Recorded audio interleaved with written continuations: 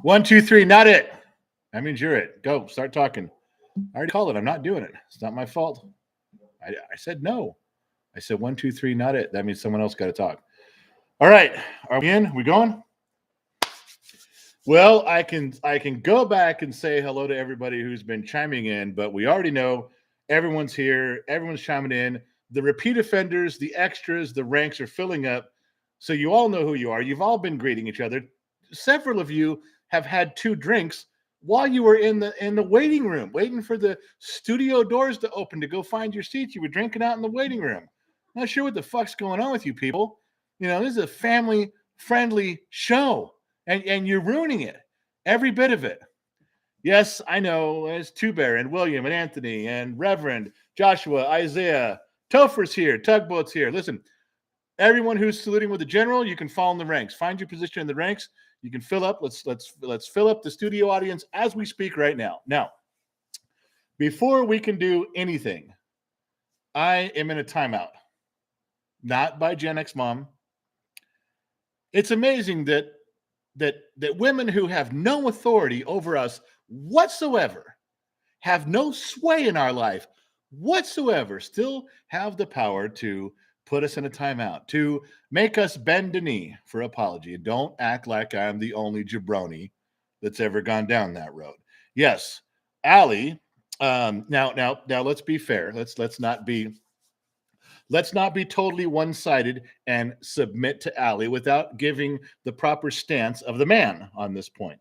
I will come to this conversation saying that Allie has a valid point, and I should apologize. There's a male part of me that says she's just another chick throwing a tizzy fit, and I should walk away and do whatever the fuck I want. To be fair, both things can be true, can they not? Yeah.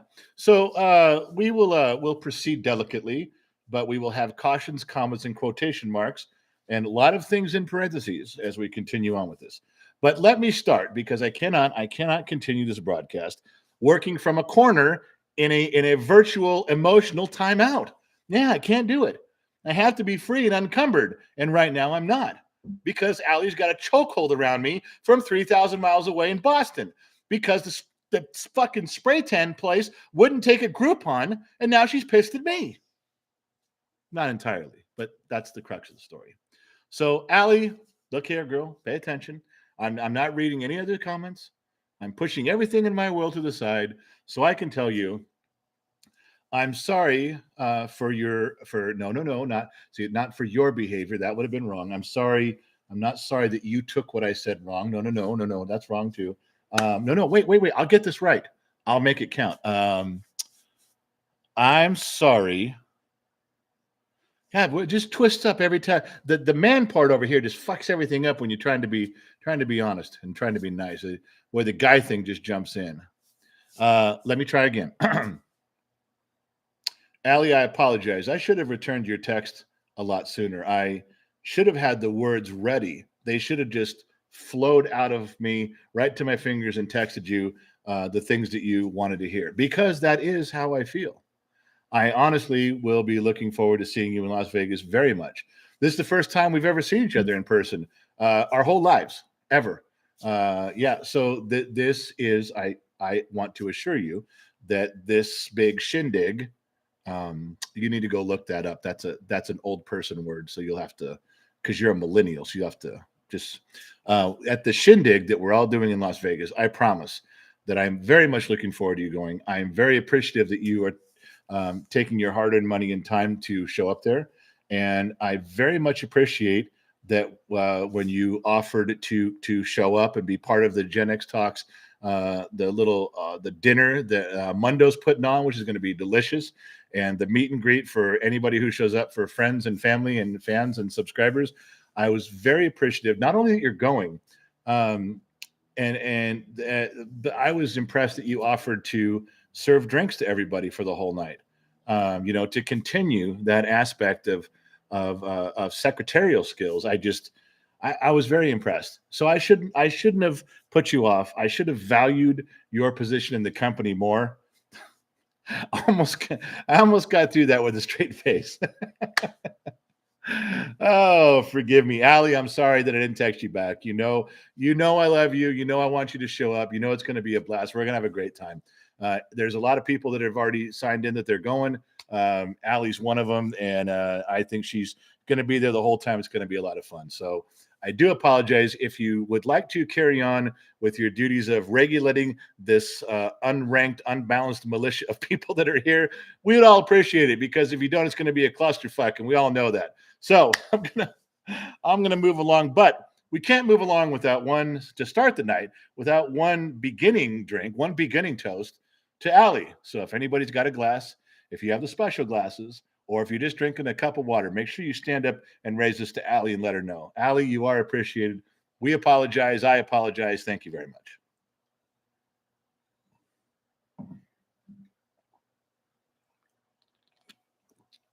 All right. See? How'd I do? That wasn't bad, right? Oh, screen's lighting up. Turned yellow. Matthew Lambert.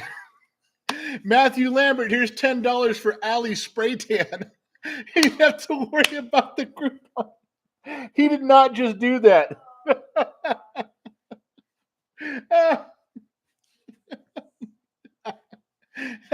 Oh my God. Okay. Cody dropped $10. Cody, my man, thank you. Just a thought. See, I've said all along that I will not be censored. I'm looking forward to that goat brisket. And now we're back to the taxidermy goat meat jokes. He hasn't even got back from state convention yet, you guys. Oh, for Christ's sake. Oh, my God. Joshua says the American flag means I'm racist. Joshua, you got to stop, man. I don't have the energy to do this again.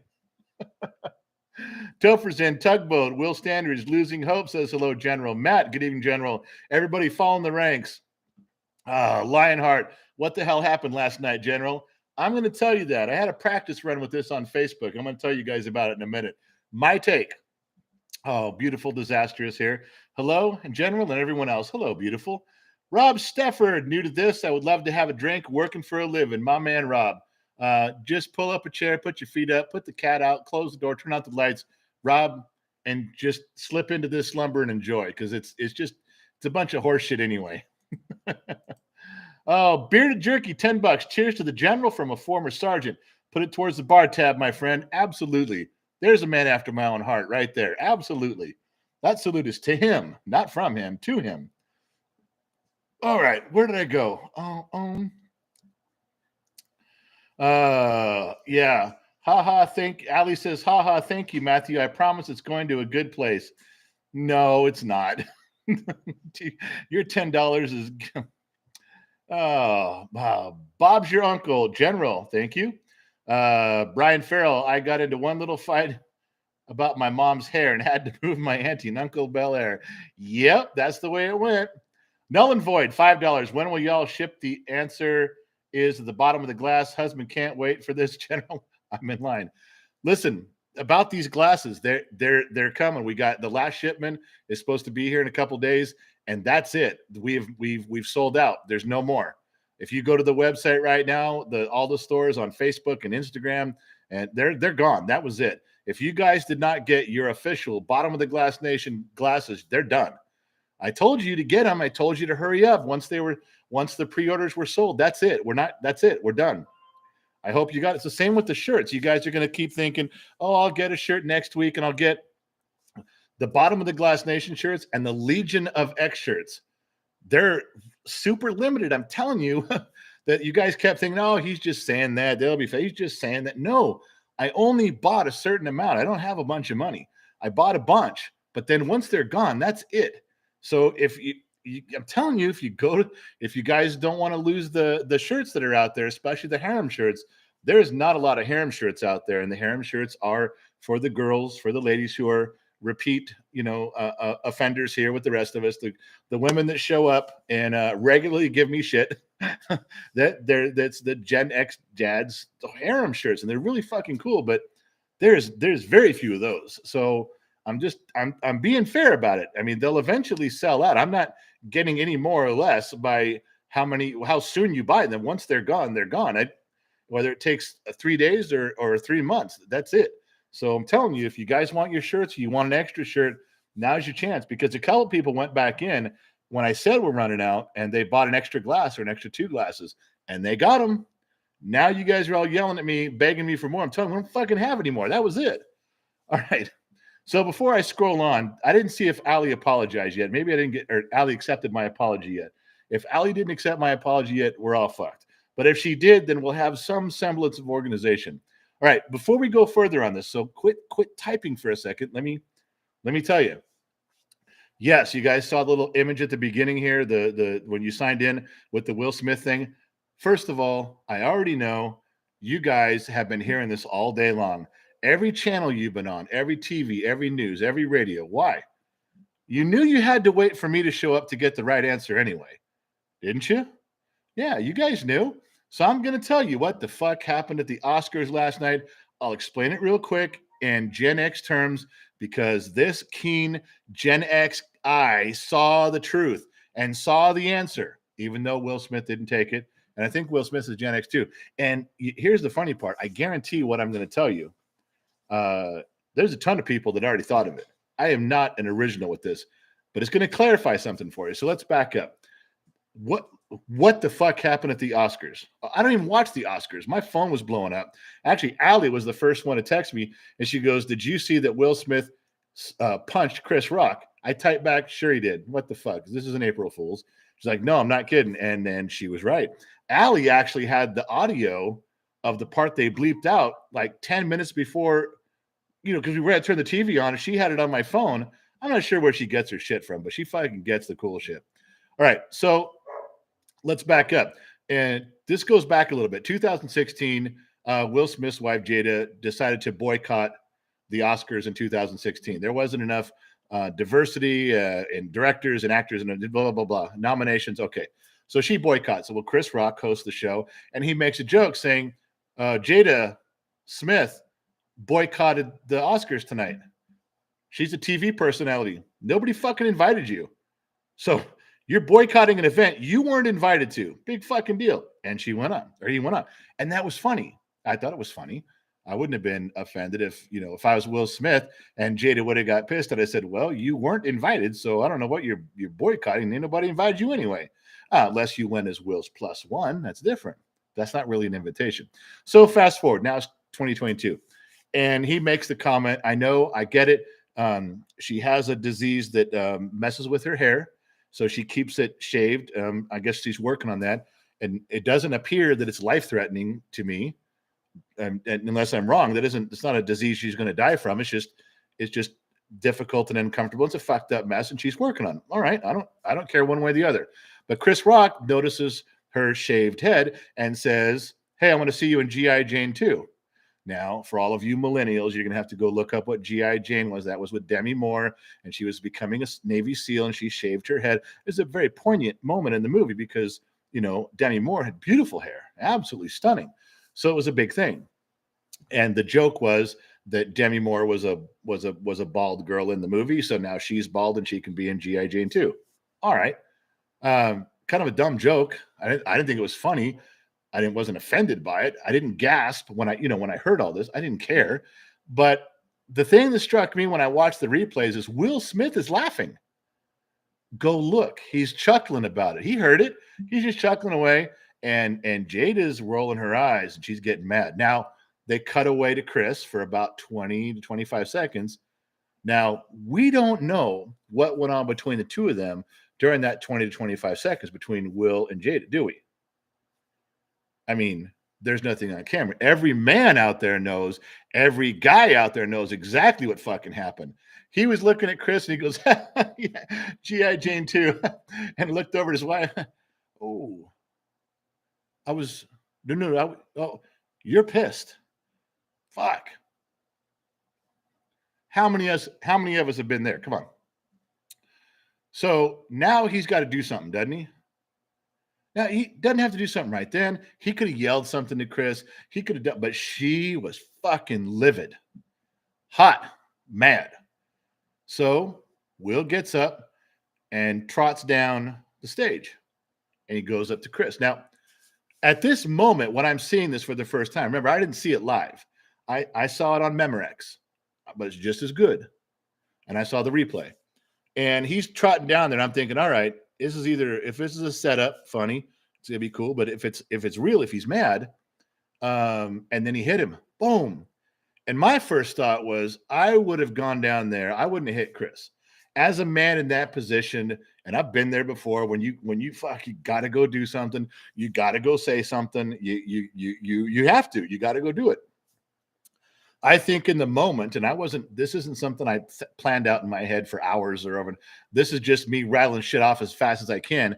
I would have walked down there. I might have grabbed Chris Rock by the shoulder, put my arm around him real fucking tight, and I would have said some words. I'd have said, Chris, I'm going to fuck you up. But what you're going to do is you're going to go out there and you're going to apologize to my wife right fucking now. I'd have held on to him and said, you're going to apologize to her in such a manner that she accepts your apology. So it better be good, or Chris, I'm going to fucking hurt you. Now, I think the audience would have laughed at that. I think Chris would have been scared the shit out of. I think if he'd have said, I'm not fucking around with you, I think Chris could have said something to Jada. He could have apologized. It would have humiliated Chris, and it would have, I think that's where my mind went. I know we have times when you got to stand up and you got to slap somebody. And to be fair, Will did it right. He didn't walk up there and have a conversation. He wasn't bumping chest with him like somebody, well, you're going to start something? Well, fuck you. We'll do something. Why don't you do something? No, you gotta hate when that fucking happens. Whenever that happens, I want to reach across there and just fucking tag somebody. I mean, right. I can't stand the jaw jacking that goes on with that shit. When you get to that point, we ain't talking no more. And Will didn't talk no more. He got himself to that point. But I think we could have gone differently. I think he could have done that thing and humiliated Chris. I think he could have made him do anything that would have solved the situation, would have salvaged the moment, and probably not hit anybody. That's my opinion. Now, I'm not Will Smith, but we know he was laughing in the beginning, so he wasn't that pissed. That dude did not raise up out of his seat and 40-yard dash it right to Chris. He was laughing at first, and when they pulled away the camera, that's when she got involved. And whatever she said, the result was your ass going to get up and go take care of this right now. And he did. And every guy out there has been there to some extent. Don't pretend you haven't. And we know once we rise up out of that chair and start walking, we all know we got about 20 seconds to figure out what we're going to do. I don't think it was a fake at all. Oh, I know. You guys got all the shit going on about it's fake, and there's a whole camp. No, it's real. No, it's fake. And here's my 30 reasons why.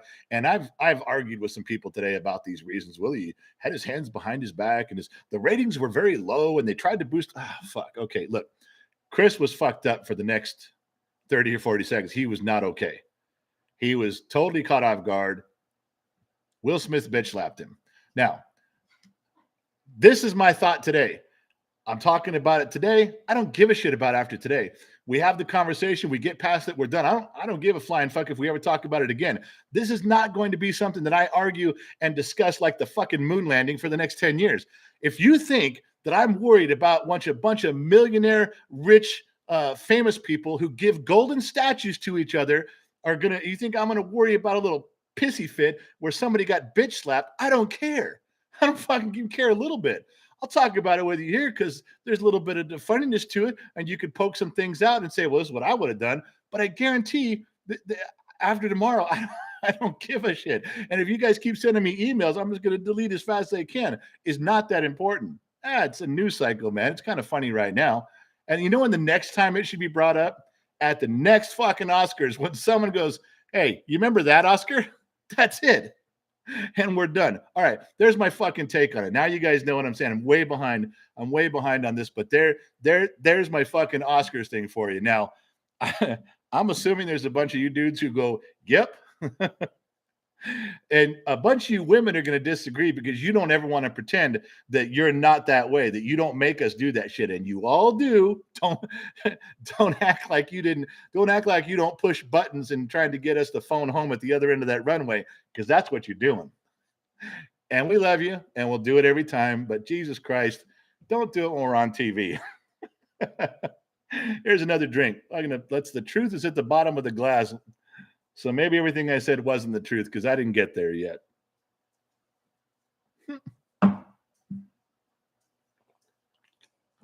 Oh, all right.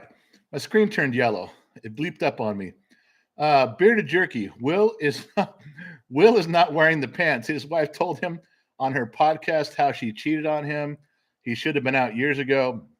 Marriage is sacred. Period. These folks have no true morals. No, they don't. Bearded jerky.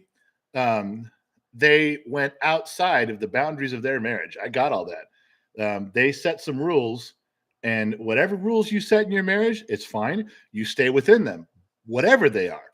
Strict rules, loose rules, but you stay in them, and they didn't. Got a problem with that? No, she does. She.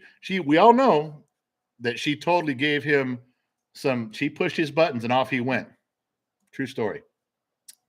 Ryan dropped $9.99, but didn't say why. So, Ryan, your money's going into that whiskey fund, baby. That pile's getting a little bit taller tonight. Key Rat Kane. I'm gonna call you Kane. Kane, $19.99. Tyson should host the Oscars next year. Mike Tyson should host the Oscars. That'd be great. Mike Tyson should host the Oscars. If he did that, he should just walk out there and say, "I'm Mike Tyson. I'm hosting the Oscars. Any of you motherfuckers come up here, I'm going to lay you on your fucking ass. All right, let's get on with it." That's how he should open the Oscars next year. And thank you very much. That was my best Mike Tyson impression. You're not hearing it again. I'm not drunk enough. Oh, my God. My screen bumped all the way to the bottom. I'm sorry, you guys. I'll scroll up. Mandy's Rain is here. Just one more. If I slap a full-grown man, I'm going to cut my hand and hit him right in the ear. Yep, that's a true thing, but that's not what Will did. Will just bitch slapped him. Oh, Alpha Wolf. I don't ask my husband to handle anything I wouldn't be willing to handle myself.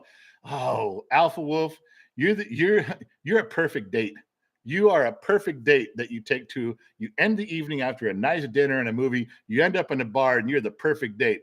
I always used to say, they say, "What kind of girl are you looking for?" One that'll back you up in a fight.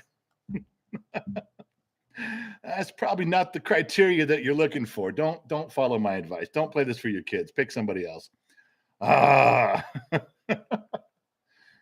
you know what? I haven't seen Allie's name in here anywhere. Did she forgive me, or are we just fucked? No, nobody's getting deleted. Nobody's getting blocked. She didn't say anything. I don't know. I can't tell what she's doing. No, nothing's getting blocked. So I guess I'm on my own. My apology wasn't good enough. Fuck, I'm going to have to try again. Just not right now. Okay. Jamie Smith, bitch slap or not, it's what it is. Gen X, it is what it is. We can't change it now. It's already done. Oh, Jennifer Miller, how much have I missed? Jennifer, you missed my big, long, drawn-out apology to Allie, and you missed the correct analogy, the only one that mattered today on the Will Smith, Chris Rock, Oscar moment. I dissected it perfectly. We can move on. Yeah, Will Smith is Gen X. I warned you that today Gen X mom will just be correcting me from the corner. She's gonna be part of the live. No, I don't want to be part of the live stream. I just want to interject and correct you, which is her version of hitting the bullshit bell. And now we all know that. So Jennifer, Gen X mom goes, "Don't make me bitch slap you." Barry Dano, you're late. You already missed some stuff. Oh, okay. Where am I at? Don't start. No. There's no more. No, you did not. Lionheart, you didn't miss her $33.33 strawberry mustard thing. I'm getting to it, but there's no more of that shit tonight. No. Ryan Wade, don't forget to figure out figure out our mystery from Facebook. YouTube is way funner, and I'm drunk. I told you. I mentioned it before. Ryan, no one. All right, you want to see something funny happen? Okay, ready? Here we go. Everybody who's listening right now and following on YouTube, I'd like to come to you and bring you something that I need help with. I'm stuck. We're all stuck over on Facebook, that other platform that no one likes and no one's part of. There is a little bit of a following beginning, and it's nothing to be threatened about here. But they want names, they want nicknames. Now, someone brought up they could also be extras. They could also be part of the Legion of X. And I said very clearly and loudly, no, because that's over here. So they were trying to figure out a name for the people that follow Gen X Talks on Facebook. Now, the only thing that I had to offer at the moment, being the astute Gen X leader that I am, is I said, well, we're on Facebook and I get drunk and fall over and my topics wander. On Facebook, maybe you all could be my bookends. Yeah, bookends, that you guys are all just a bunch of bookends and you keep me falling, keep me straight, bookends. They didn't seem to like that too much, but no one could come up with a better name. So if you on YouTube would like to name your counterparts on Facebook, if you on YouTube, the extras in the Legion of X, would like to give names and categorize the people, the followers, the whatever they're called on Facebook, I would entertain listening to you folks right now. There, Ryan, are you happy? We asked, and you're going to be sorry we did. Oh, what am I with this shit? What are we doing? What the fuck is going on? Frank Blee, my name is Black Cloud. Frank, don't talk like that. That's terrible. Wait, wait a minute. You guys, Clover goes, call them idiots. Oh man. Oh, for God's sakes. Oh, the Gen X Manscaped commercial. Call them the leftovers. You are the Facebook leftovers. Fakers, bookends. Oh, you guys. Anomaly, what do you think about the I don't even know what that is. Something I'll take the second part, which is a compliment. Something about South Africa that I must not be aware of. Yeah. You guys, I quit Facebook. I don't know. Good evening, y'all from Kentucky, says Kenneth. My name's Shellbrock. I don't know that one. Name them Facer X. Facer X? The crying book, says Mandy's Rain. Oh my God. I shouldn't even let you guys do this. Shouldn't even rejects. Rejects. Joe, yo, we got to use that somewhere. I'm not even bestowing that on them. It's too good. The rejects with an X. REJX. Nice. I got to write that one down. Joe Haney says rejects. I love that one. Oh, so yeah. Chris says roll tide, love watching. Appreciate that. God, you guys are writing paragraphs in here. I can't read paragraphs, you guys. I'm not even good at this. The one-liners. All right, so there, Marvelous Miss Miranda has that weird. You guys see her name and how it's in that weird font that I can barely read. Now there's another dude doing it. Gen X drinks margaritas, but that's what he said. But I can't tell you. Shark Card. Boy, that's just, you guys are really gonna make it tough on me. I can't even read your shit when you do it in English. You guys have just fucked up weird names. Can't you guys just be Bob Smith in regular font where I can read it? I'm already a dumb mechanic in the middle of the desert. I can't follow along that well, and especially when I drink. There's no fucking way I'm gonna figure this shit out. All right. All right, so where are we? I have no idea what's going on with fucking Allie. I did a great apology too, and she just blows me off. I'm trying to, like, you guys, I got to go through all the stuff that she's not doing too. So hold on. There's a guy in here, Iceman, who's saying Iceman. He's not the real Iceman, because the real Iceman lives in Bodfish and sometimes Arizona, and he wouldn't be on here. He just observes. He's a lurker. All right, what I miss here? Ryan, we got yours. Scott, 9050, $10. First thing I thought of is Jada's real life nutty professor buddy. Yeah, you lost me on that one. Scott, you're gonna have to back up. And the first thing I thought of was Jada's real life nutty professor. Yeah, I don't. Does that a reference to someone that she was hanging out with outside of her marriage? I don't know, Scott. You might have lost me on that one, my friend. I'm trying to get there from here, but dumb. You gotta give me a little something. Losing hope with humanity. Thank God Will Smith wasn't training for Ali too. Yeah, it might have knocked Chris's head off on that one. Oh, that's good. Ryan Patrick, call them scrapbooks. All the followers on Facebook, you guys are all, I get on there and go, welcome all my little scrapbooks. Oh, we should have never done this. You guys are just what if they see this? I can't go back there and say this kind of shit. Just a thought. Okay, I gotta go. No Red Rock for me. I like the MGM. I can get deets sent to my email. Yeah, just a thought. Just it's on the website, genxtalks.com. Go look it up. The details are there, but you can email Gen X Mom or I with our direct email. That's on the website too. And you can get the details for the Red Rock thing. You don't have to stay at the Red Rock. You can stay at the MGM. I lived in Vegas, and anybody who's ever lived in Vegas, you don't go to the strip. You don't want to be on the strip, near the strip. You don't even want to drive across the strip on your way to work. You want to work and live on the same side. So I'm in a habit. I always stay as far outside of town as I can. I love the Red Rock. I've been going. That's my home base for years now. So yeah, we're going to the Red Rock. That's where the meet and greet is. Raimundo Cortez is one of the top chefs in Las Vegas. He's preparing an anniversary dinner that'll be off the charts, absolutely stellar. Raimundo is preparing some stuff. I guess he's got a location picked out. He's been working on the details with Gen X Mom and updating the menu. All I want is a really good grilled cheese sandwich, and he promised to make me one, so that's all I care about. But yes, just a thought. If you want to hang out, we're doing that on a Friday night. We're going to have some drinks and corner up one of the bars. We're going to do it. So yeah, look for the details there. Ask, email, and you can get them. But it's April 29th. That's the day you got to set aside. You got to get off work early and drive there. All right. Ryan Patrick, favorite comedian right now, Bill Burr. Absolutely Bill Burr. Ryan Patrick right now, my favorite guy is Bill Burr. I'm a big Richard Pryor, Eddie Murphy, George Carlin from the past. But yeah, Bill Burr right now for sure. Barry Dano, call them X books. X books. X books. You could say you're off the books when you're here. You're off the books. We're off the record, off the books. X books. I don't know. I'm still working on that. Good suggestion. Not quite there yet. Joey, it's about a day and a half drive for me, sir. Then you need to fly. You need to take a few days off to get there and back.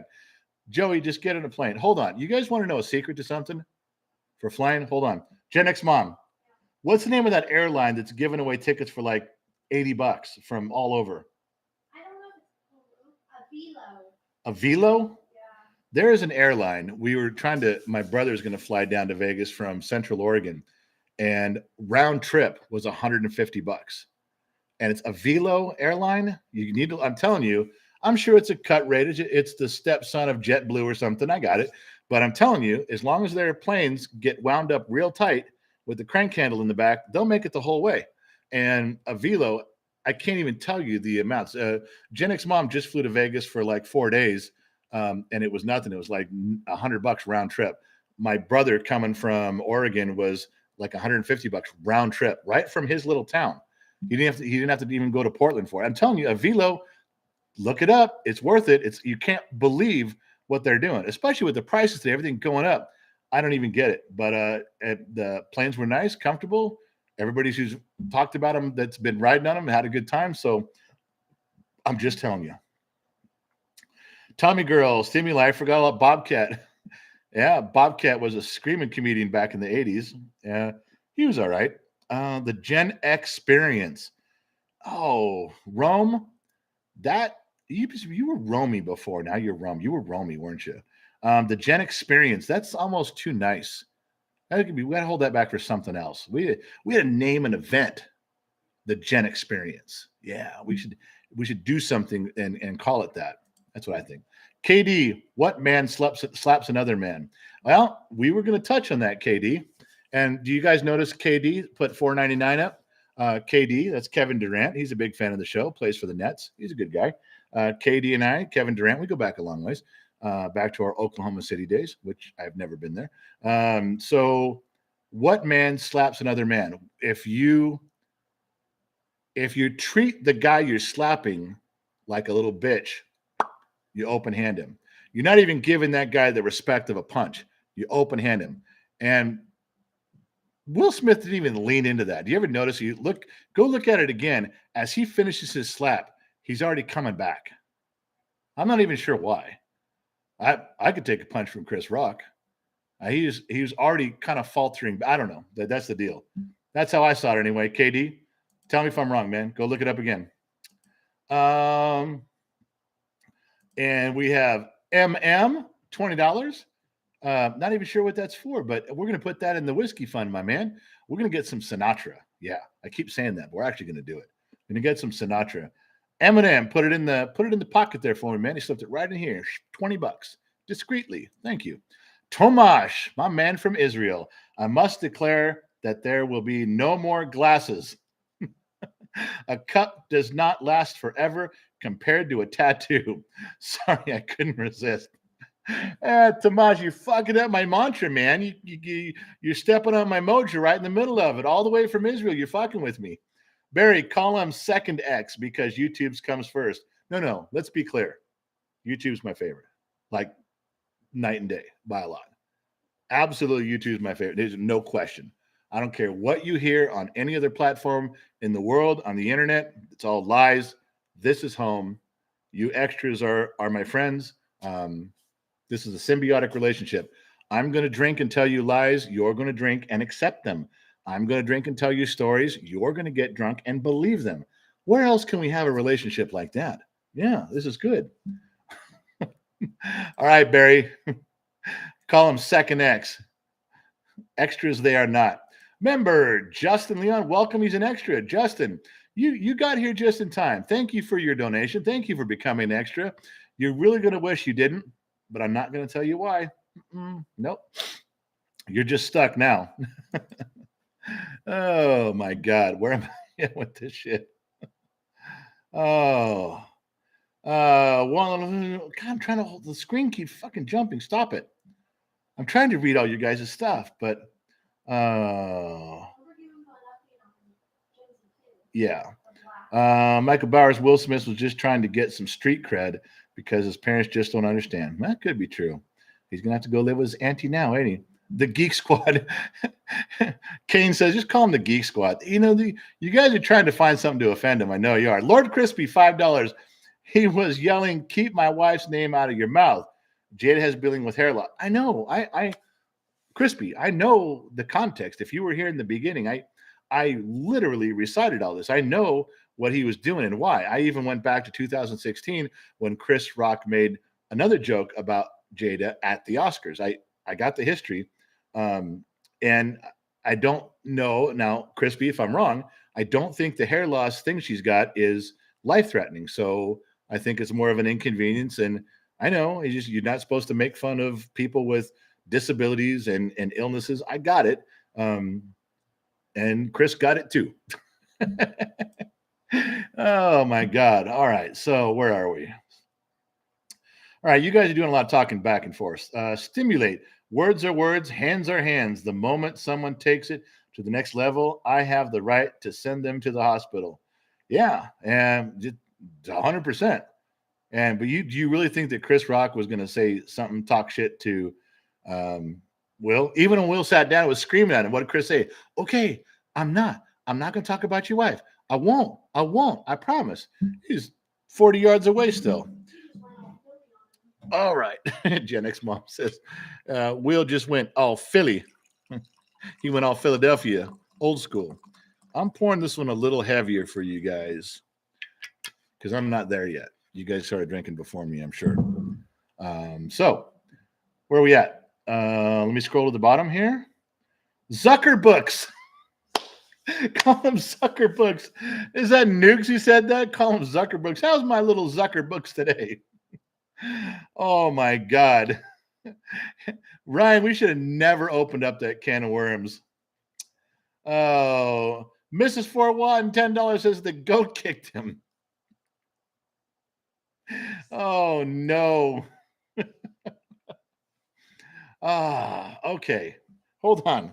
All right. Okay. Can we all stop for 1 second? I mean, there's nothing more important than taking time to drink. Now, this is a public service announcement that I'm just making up.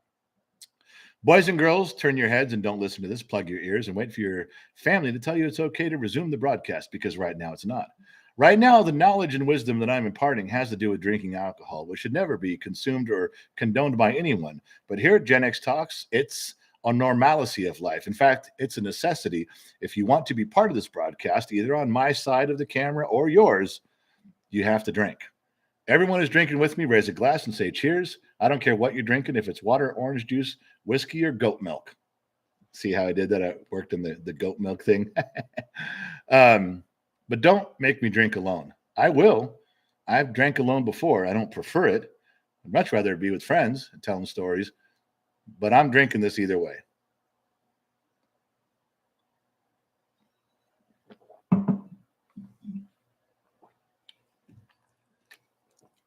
Wheelie bars included. All right. Did anybody drink with me? Oh, there we go. There we go.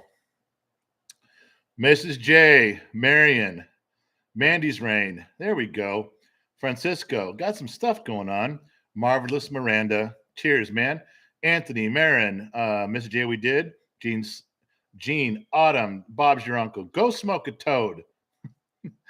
There we go. Alpha Wolf. Thank you. Now, see, I don't want to drink alone. I don't like doing that, even if it's just one shot. And you know what? There was a time, man. This is a testament to you folks, because where we're at right now, we're at 400 and some people. There was a time, and some of you remember this, it was only 4 short months ago, we could barely get 13, 15 people to show up for a live stream. How many of those nights do you think I drank alone or virtually alone? A lot. Yeah. But you guys stuck with us. You stuck it out. We've improved the content, so we're not a bunch of jamokes, and we're getting there. So thank you for that. Thank you. I'm reading it right now. All you guys there, every bit of that. John, don't matter if it's Mountain Dew. Mountain Dew's fine. Oh. Randy says, "Fuck that. I'm partially. Randy says, "Fuck that. I'm partially paralyzed from a car wreck and nothing's off limits." But he didn't write partially. Hold on. Randy, I'm not making funny. I'm laughing with you. Randy wrote, "Fuck that. I'm particularly paralyzed from a car wreck." Particularly, like specifically? Randy, you've been drinking or smoking and choking or something, because, man, I've made those mistakes. Right now, Randy's going, "Fucking phone." Oh, my God. That's great. I love it. Oh, Cody upgraded membership to the Bottom of the Glass Nation. You know, you shouldn't have done that, Cody. You upgraded to the Bottom of the Glass Nation status. Now, I want you to remember something. When the airplane hits the mountain, all you've done is make sure you're at the front of the plane. I don't know why you did that, but Cody, it's not looking good. We are flying this plane through the Alps with no windows. Yeah. And we don't have a stopwatch. Where am I at here? But did I miss somebody? Hold on. The goat kicked in. Cody upgraded. Kirk Hood, that's how you kill a bird with 2 stones. Oh, my God.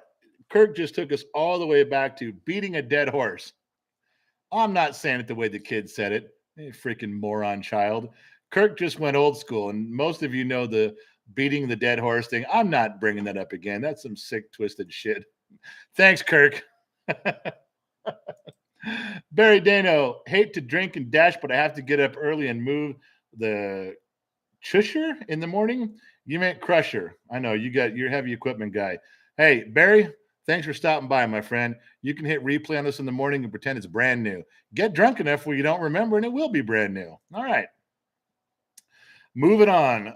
Matthew, ever been to Ohio? Yes, I have, many years ago. Jim says, call them Zuckers with an X, like suckers. You're all a bunch of Zuckers. And how would I spin that into a good thing? You go, everything you tell me to go tell these people on Facebook, they're not going to like any of them. They're going to be pissed. Every fucking one you've told me has been some fucking jab at them. And I don't think they drink. I can't get them drunk enough to accept it. If I could get Facebook people to drink, it'd be like, yeah, we're suckers, we're Zuckers, I'll do it. They're not going to get there. They're never going to vote it in. It's not going to happen. Oh, my God. I got to stop. Two Bear changed his name to Zucker Books. Can we vote for the second class on Bookface? Okay, I don't know that I'm really allowed to let you guys name them. Now, Randy brought it up as a suggestion, like maybe you guys would have some colorful input, and that's putting it mildly for what you guys just did.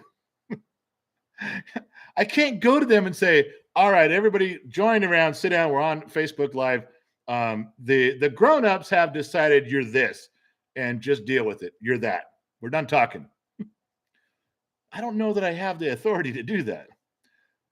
Jeremy's Closet, aka Alaskan RC guy. I must never drink alcohol again. Please take a shot in my behalf for me and the extras. Well, RC guy, if you're not allowed to ever drink again, I won't pry into the circumstances that led you to that conclusion. I will just respect them. And even if no one drinks with me, and even though we just took a shot moments ago, I will not leave you hanging. You dropped a $5 bill, and I'm going to, right now, I will drink for you, RC guy, for you and all the extras that can and cannot drink.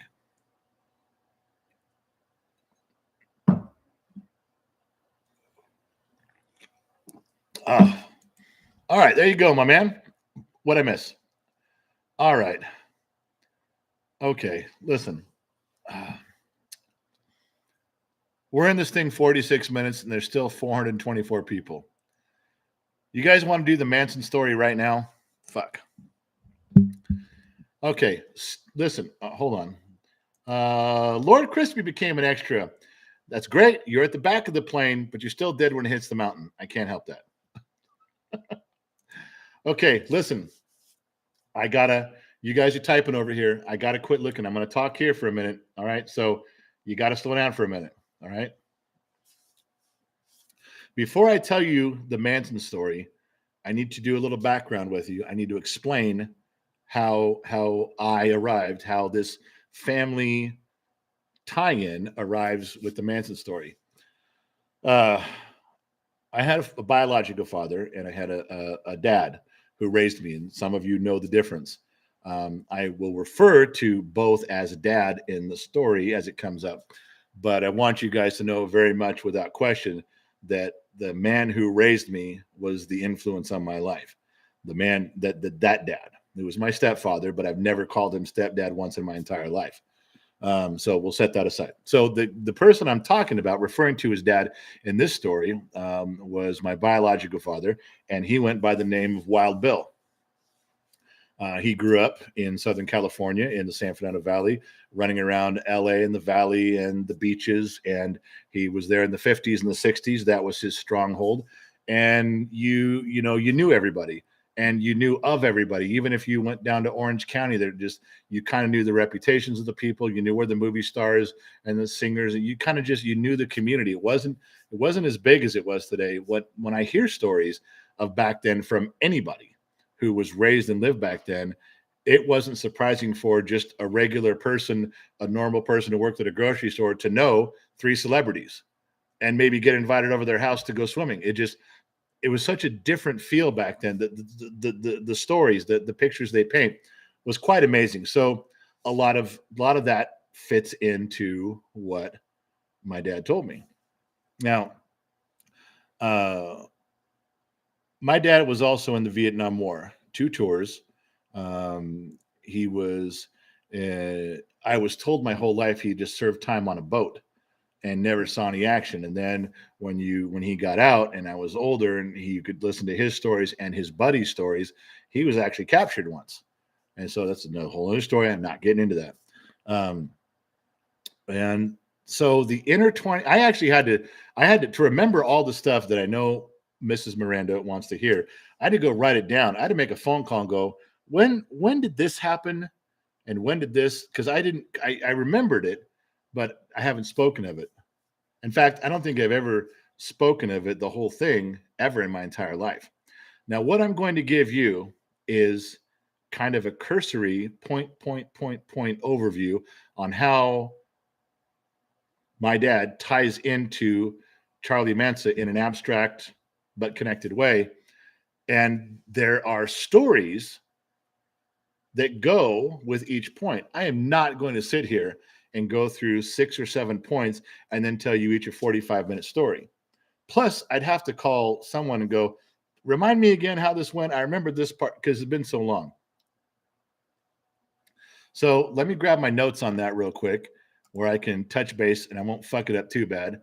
Now, I will tell you right now that everything that my dad told me could be a fucking huge lie. Every bit of it could be a story. Everything he told me could be 100% true and accurate. With Wild Bill, you never fucking knew what you were going to get. So I've never really done homework to see if all these things tie together. I know other people have, and they said, oh, the timeline seems right, and whatever. So there's the first part I want to tell you is who was Wild Bill. And when he got out of Vietnam, he quickly had the hair down past his belt buckle, never wore a shirt, Levi's, and barefoot the whole time. Then later on in the 70s and 80s, he hung out with a lot of Hells Angels in Santa Clarita. Never a member, never joined, but those were his friends. So gives you an idea on the caliber, a little bit of the caliber of the man. Now, these points are the things that I think were relevant. My dad got discharged from the Army, I'm thinking in the middle of 1967. And the way he tells it, he was discharged from the Presidio, the Army base that was in San Francisco. Now, I'm assuming that back then in 67, it was still a functioning base of some sorts, or otherwise this part of the story is not true. But I think that it was. I think the Presidio still had some active duty stuff. I don't know what their role was. I know now in my lifetime, it's been kind of a museum and it's a historical place. But my dad says he was discharged from there. And he says he spent the first so many months after his discharge in San Francisco. And this is another thing that I'd have to look up. Everyone knows Haight and Ashbury, the intersection there. And that was like a collective point for the hippie movement and peace and love and all that stuff. All right, I'll go along with that. That's kind of historically documented. But I guess there was there an actual neighborhood called the Haight, like Haight and Ashbury? But I thought that's what he had told me, that there was a neighborhood in Haight and Ashbury. And he goes, because he used to say it like, I used to hang out in the Haight. I thought he was angry at first, but then I think I remembered him saying, no, that was a little area. It was so many blocks of it, like a neighborhood. All right, the Haight, which would make sense if it was Haight and Ashbury. So that's where he said he ran into Charlie Manson. Charlie, as he called him. And it was, he said at the time in that area, he goes, and Charlie was older than him, but Charlie had acquired a little bit of a following of girls. And Charlie would have these girls trade some of their services for things he needed. And at the time, my dad was a mechanic his whole life. Charlie needed one of his vehicles worked on, or a vehicle that was given to him or something. So my dad says he fixed it up. And I asked him a long time ago, I said, well, what vehicle was it? Because, Charlie Manson was known to have this big black bus. And I thought for sure that was he goes, no. He goes, it was a bus, but it was a VW bus. And I said, well, I don't remember anybody ever talking about Charlie Manson having a VW bus, but whatever. He goes, so I got the bus working. He goes, I got some trade, some bartering for it. And he says, I was done. So why is this important? If that's accurate, then that provided Manson a way to start driving up and down and driving around and doing stuff. Because at the time, the way my dad tells it, he was very eager to get his vehicle up and running because he was stuck. So if that's possible, if that's probable, if that timeline works out, if it wasn't at the time a big bus, if it was a little bus, if there's any proof of that, then that part could be accurate. So sometime around in 67, when my dad got out in San Francisco, then my dad comes back down to the San Fernando Valley into LA, where he knows everybody anyway. Now, at some point during the next year, the way he tells it was that he met up with, what was her name? Susan something. It was, Susan Atkins. She had a different name. Anyway, so Charlie, at some point in the next few months or 6 months or 8 months, goes to buy a fake ID for one of his followers, one of his now he's getting real loyal followers. And my dad wasn't the person who made the fake ID, but he was there handing out the ID with the guy who gave Susan her ID, and says that this guy who was doing the ID stuff, and Charlie wasn't there for this exchange. She just was there, and the guy nicknamed her Sadie or whatever her name, changed her name, nicknamed her Sadie something. Anyway, I have it written down. I wrote it down. I don't know, named her Sadie something, and just made that the name stuck. At the time, at that moment that they were all there doing the exchange, and I don't remember where they were. I'd have to find out the story on that again. The My dad, being the flirt that he was, tried to get her. You don't need to hang out, Charlie. Come on with me and hang out to do some stuff. And I know a place we can hang out. And so my dad tells her, supposedly at this moment, about George Spahn and the Spahn Ranch down in Chatsworth. Not Charlie. No. She doesn't leave with him. She's loyal to Charlie. He's flirting with her. Doesn't work out. He goes his way. She goes hers. And right after that, they end up down in L.A. Charlie does, with his girls, and Susan or Sadie's one of them, and they end up staying with Brian Wilson. Or no, Dennis Wilson. Sorry, Dennis Wilson. So everybody knows that story, that Dennis Wilson and Charlie Manson were close for so many months, 9 months, and thinking now it's like in the middle of 1968. Now, everybody knows that there was a falling out with Dennis and Charlie, and eventually Dennis cleared out all of his stuff and left. His lease on this house he had in Long Beach or Malibu, where it was, and so Charlie had to leave. Well, Charlie had no place to go, and now he's got some real followers. Now he's got some. I think they're all women, like 20 women. He's got them following, and he has nowhere to go. And at that time, Susan or Sadie tells him, "Hey, I know of a place we can go. We just got to go find it and talk to everybody." And she tells him about Spahn Ranch. So now, inadvertently, my dad has been responsible for fixing his car where he can start traveling all over.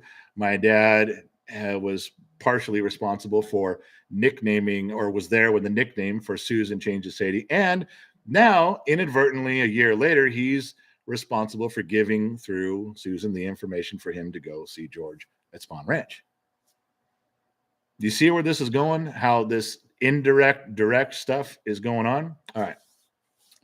So I guess the way my dad tells it is that they didn't just go directly knocking on the door for George. They didn't go directly and live there. They had to kind of live in campsites and little outbuildings farther out until they got to know him. Then Charlie talked George into staying there. Then they all moved on the compound, and now they're in. It wasn't just like walking and you're there. I guess there was some finagling.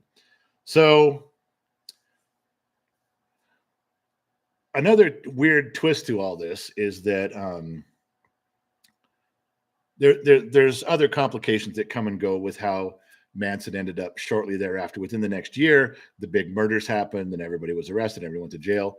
But one of the topics that came up was, and we all know, just through, if you just even watch anything on Charlie, is that there was a falling out between Dennis Wilson and him. And my dad told a story to me probably 85 or 86, and said, well, there was a bunch of little shit that was a falling out with Dennis and Charlie. He says, but there was one moment when Dennis knew he was done and had to get away. Now, I'm going to tell you this from my dad's point of view. Obviously, I wasn't there. I don't know anybody was there. He said that Charlie had told Dennis, hey, I need to scare the shit out of some people. I guess there was a guy who was trying to get, he was either a relative, a father, a brother, a cousin, trying to get one of the girls to leave Charlie's circle. And there was other girls that were like, well, if you can leave, we can leave too. If you pull this off, we're going to go. And Charlie was feeling the vibe and was going to put a squash to it by taking this guy out to a remote place and scaring the shit out of him. And he told Dennis, he goes, you got to come along. You got to see this. We're just going to scare him up. Everybody was smoking and drinking and I don't know, whatever they did back then, LSD or acid, I don't know. So they all agreed. And so they go out to this remote place, it's pretty far away, with this guy. And Charlie starts running his game on this and telling him all this stuff and scaring him. And the few people that were there were laughing because they knew there was just a scare thing. And then Charlie killed him right there on the spot, shot him. And the location was at a mine shaft, an old mine shaft. There's a lot of California mine shafts around. There's a lot. Pushed him down the shaft.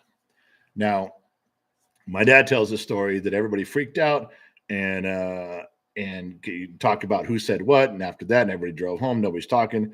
And then for the weeks after that, it was just kind of like a holy shit. Did you see what happened?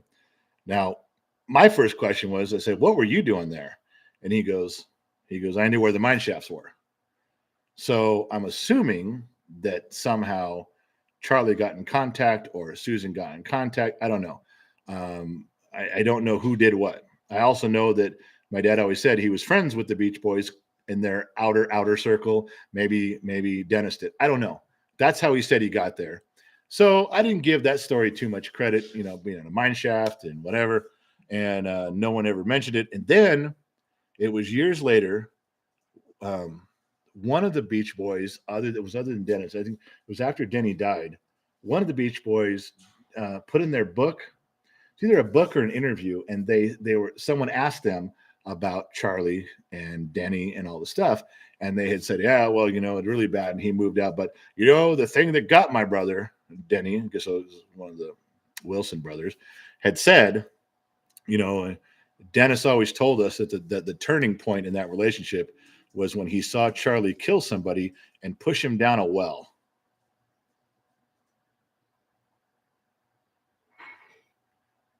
That means to me that Dennis told his brothers about this event, just got the mine shaft versus a well part. Maybe they got that mixed up. But that became, for me, like, holy shit, he was there. I didn't say much about it. So that's kind of the overview. And there are stories that go along with each one of these. Like, there's a little bit more about the bus repair. There's a little bit more about the fake ID. There's a little bit more. You can see what I'm talking about with that. But when I put it all together in my head, and like I said, every single bit of this could have been a lie from him, or every single bit of this could have been fucking true. Every bit of it could have been true. But when I sit back and look at it from an overview, I'm like, I point at my dad and go, so you put his car together and he started driving around and found his way to Southern California. You were there when she got her nickname that everybody knew her by, and gave the information about Spawn Ranch. So you eventually got Charlie to Spawn Ranch. Not only did you fix his car and get him down there, your information got him to Spawn Ranch. And then you knew where the mine shaft was and were part of it. It just bothers me. So I have no idea if any of it's true.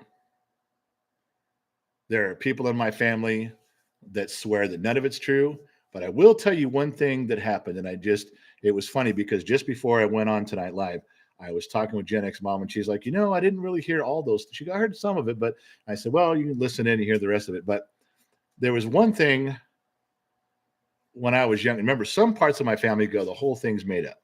None of it's true. Some parts of my family will say, no, everything's true. But there was an old woman in my family who I loved and trusted very much. And when sometimes at a family get together, this story would come up, or a part of the story would come up. And she was a very wonderful, loving person.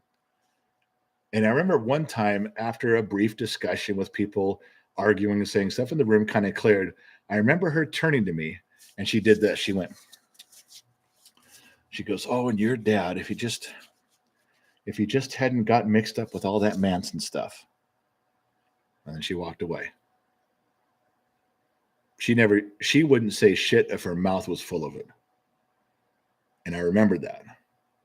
From a person who didn't want to talk about it, didn't want to be involved, her heart was racing anytime anybody brought it up. To turn and say that made me think that there had to have been something about something. Who knows what? So I do not want anybody knocking on my door asking me about this shit. There's been so much research and homework. If there's 50 researchers out there that have already written books on Manson, hey, debunk the whole thing or tell me, hey, we've been looking for that guy. We always knew there was a guy. Well, then there's your guy. All right, Mrs. Miranda, have I satisfied your curiosity? All of you degenerate extras that want to know bad stuff about bad people, have I satisfied you? I haven't looked down. I haven't scrolled down.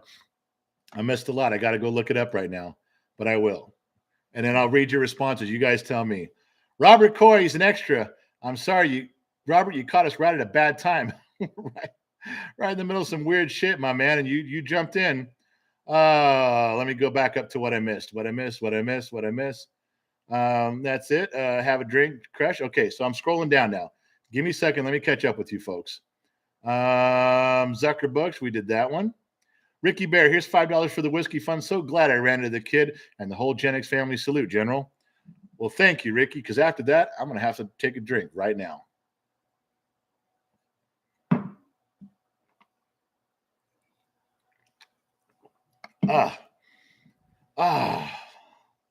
Drank with we drank with our sea guy, scrolling down. Looking for the big stuff, you guys. Hold on. Lord Crispy, welcome. He's an extra. That was it. I didn't miss anything else. Oh, Robert Coy dropped $1 in there. Thank you, Robert. It goes towards the whiskey fund. All right, scrolling down. What do you guys think? Okay. Yes. Hold on. Where does it start? Have to be careful. There's a lot of statute of limitations for murder. Hey, Fernando, my dad's dead. So is Charlie. You guys want to know the kicker? I didn't even tell you the kicker. That there was so much intertwining to the Manson story with him. And when I had lived most of my life abroad, I ended up in Kern County, which is where I'm at now, as most of you know. Charlie Manson died at a hospital here in Kern County, right where I'm at. My father had passed away. I'm here, and just a few miles away is where he ended up dying his last breath. And here I am, not too far away. True story. And the weirdness just keeps on growing. Right arm over. Good day from Australia. Really enjoying this channel. Hey, right arm over the wicked. Thank you for that. So there we go. Gut feeling is usually right, says Noel. Fernando, have to be careful. Hey, everyone's dead. Lou says Manson of the Mansons. Yeah, that's the only Manson we're talking about. Iceman, you're on the big TV. No more comments left. It's just a story, man. I'm not a participant. Amanda Livy, thanks for the story. Francisco with some hearts. Wandering Tacoma says yes, so we're good there. Robert Coy, you're by far my favorite Dodgers fan. Thank you for that. Benny says that's crazy. X Factor, hey OG, what's up, man? Love watching you. Appreciate that. Joshua Danley, I think it was a great story, pretty crazy to say the least. Hey, if nothing else, it's true. It's a story. All right. Christmas Goose, sorry you have to live with that shit, dude. It wasn't me. I didn't do it. The lady is a tramp with a bunch of hearts and some cool shades. All right, then. Contempt for you too. Yes, satisfied. And thanks for the real story as much as you know. I just passed it along, my friends. Bum Fiddly, thank you for the stud. You meant story. I know. Tony says, good evening, sir. No, that was a great story. Thank you very much. Well, hey, you know what? No matter which way it goes for the validity of it, it was entertaining for a few minutes, and that's all I take it for. Period. If I was serious about that, you don't think I'd try to sell that story to somebody? I had to actually go remember all that shit just because of Miranda. I'm telling you. And she hasn't even chimed in. She's sitting back there, like holding her drink and a long cigar and a handle like Cruella de Vil, deciding if she's going to let me off the hook or not. Oh, for God's sakes. Yeah, Mrs. For a Wadden, I need a drink. Me too. X Factor says, love watching the videos. They're hilarious. You and your sons. Thank you for that. Robert Coy, what would I take for you wearing a Giants hat? Oh, I don't know, an act of Congress. If Congress passes a law, Robert, that I have to wear a Giants hat, then maybe I will. John B. Carpenter, I have talked to someone that said they knew Manson. I think some people thought he was a celebrity. Yeah, when you do a little homework on that, Kat, it people did think he was trying to, from the stories I've heard, he was trying to get into the music business like badly, and even Denny of the Wilson got him a recording session, and he pulled a knife or beat up the recording engineer, did something to ruin that session. But up until then, Dennis Wilson thought that his freestyle is called like freestyle music, that he would just rap and sing about and rhyme about whatever was going on around him. They thought it was so great that they needed to get him get a record on him. That was a real deal. I don't think he was a celebrity though. Jeremy, think the worst thing Manson could have happened to him was to be forgotten, which wouldn't be the worst thing. Isn't that the goddamn truth? Amanda, Jamie, let them wait. You can't help anyone. Okay, I didn't see that. Good story. No statute of limitations regarding murder. My regards. He's my father's dead. Wild Bill's dead. Okay, we don't have to worry about that anymore. Nobody did it. Manson's dead. He's dead. Dennis Wilson's dead. That's it. Mike, I would turn down the job. Jamie Smith. Jamie Smith must have something going on. Just tuned in. Marilyn Manson is dead. The other Manson.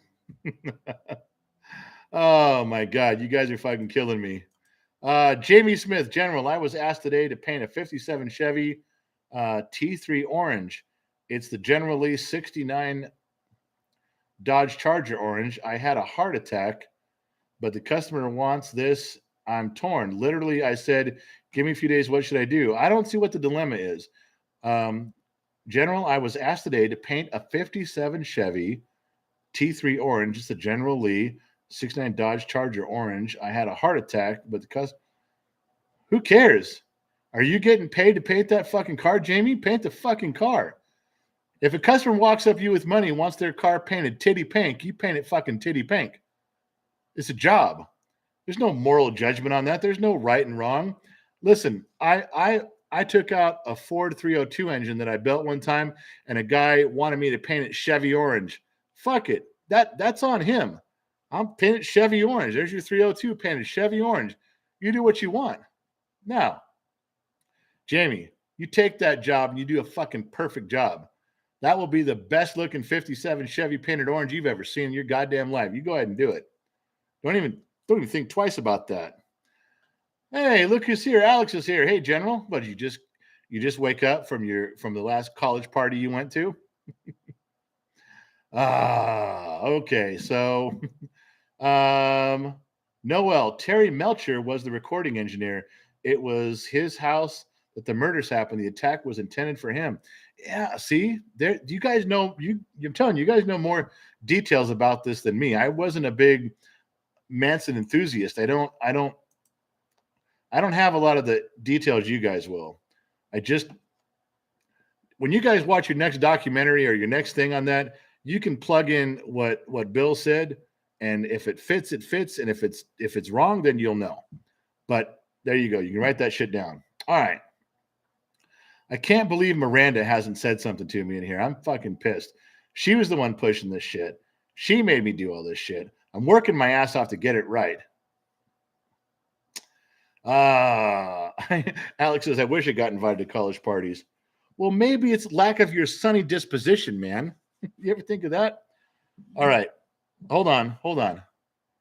The truth is at the bottom of the glass.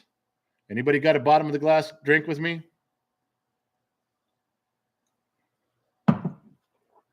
I hate to burst your bubbles on this. Focus. Watch it. You can't listen to me on the radio. You got to look.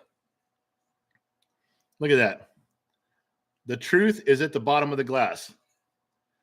It's written there. Do you see that? Get it like this now. There you go. The truth is at the bottom of the glass. It really fucking is. It's written there. We had these for sale, and they're gone now. Now you go to look them up right now. All the stores on Facebook and Instagram and the kids' website, wherever Gen X Mom puts up her shit, it's gone. They're sold out. I told you they were going to sell out. Nobody believed me. Everyone's like, no, it's good. No, they're gone. There's a few of you that have emailed me directly and said, hey, can you hold one back for me? Can you hold a glass for me? I don't have the money just yet, but I'm gonna. I pulled several out. I did. Alex was one of them. Alex, you reminded me because talking about that. I pulled it out. But the rest of you, I'm sorry, we're done. That's it. That was it. That was I bought all that I could afford to buy on that. We're done. That was it. You had I told you to buy them. You don't listen. Garrett Price. Holy shit, Garrett, $49.90. Give it to your wife for keeping you in line. You're a great family. The best alerts I get on my phone. Look forward to all that live chat notifications. Garrett, I don't remember your name ever appearing in here, and I'm pretty good with names. But Garrett, I just drank, and I'm gonna drink again. When you turn the whole screen pink like that, and you have a message for Gen X mom, who is probably the most under. I'm going to give this to Gen X mom. No. First of all, Gen X mom's in charge of all the money. We get money, gifts in like that. She writes down where it goes. So does Allie. Allie's outstanding at keeping track of shit. Allie's probably the most organized person, not just most organized girl I've ever met. She's the most organized and diligent. That girl dots I's and crosses T's in her sleep. I'm fucking telling you. Garrett, I will tell you this money will go right to Gen X mom. I know what she's going to do with it. She wants money to get her hair and nails done. That'll get her a long way. Thank you for that, Garrett. I appreciate you.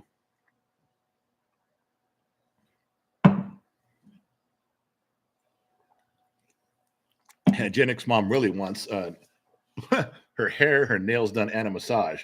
Well, she married the wrong fucking guy. All right, Jamie, go paint it. Garrett, I'm going to keep that up there for a long time, my man. Boom. Lake, Terry Melcher, we got that one. Allie. Where am I missing here? You guys don't write paragraphs, guys. It's hard for me to read them.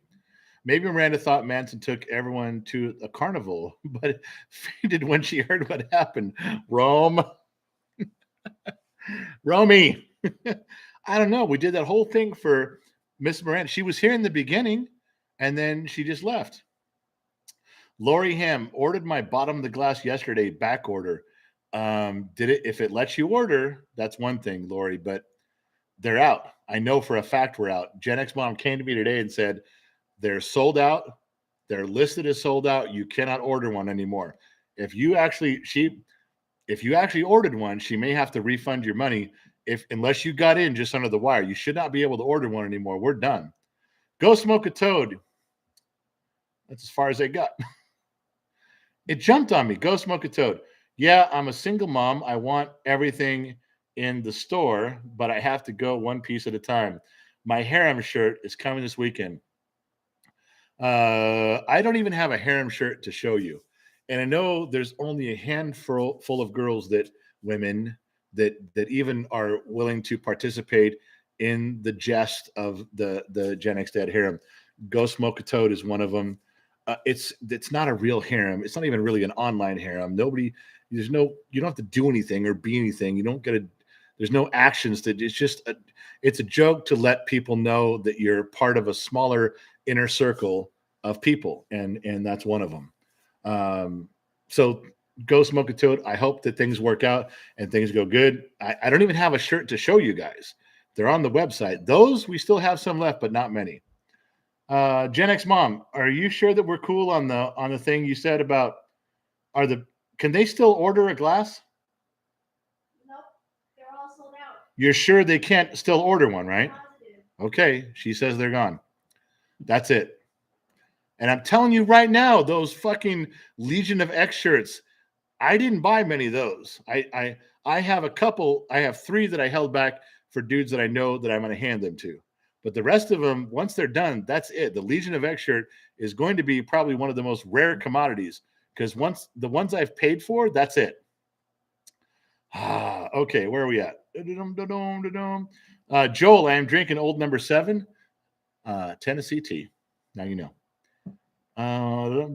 Philip Joe, thoughts on Justin Trudeau in Canada right now? That guy's Justin Trudeau, the Prime Minister of Canada, is a fucking disappointment. It's amazing to me that world leaders have the chance to stand up and fucking take their sword and drive it in the ground and stand up and change direction, and they won't do it. And you know what Trudeau does is what a lot of politicians do. They do this when they're confronted with a situation. You guys know this. I'm not. You guys know this. I'm going to tell you something new. How many politicians, when they're confronted with the situation, do this?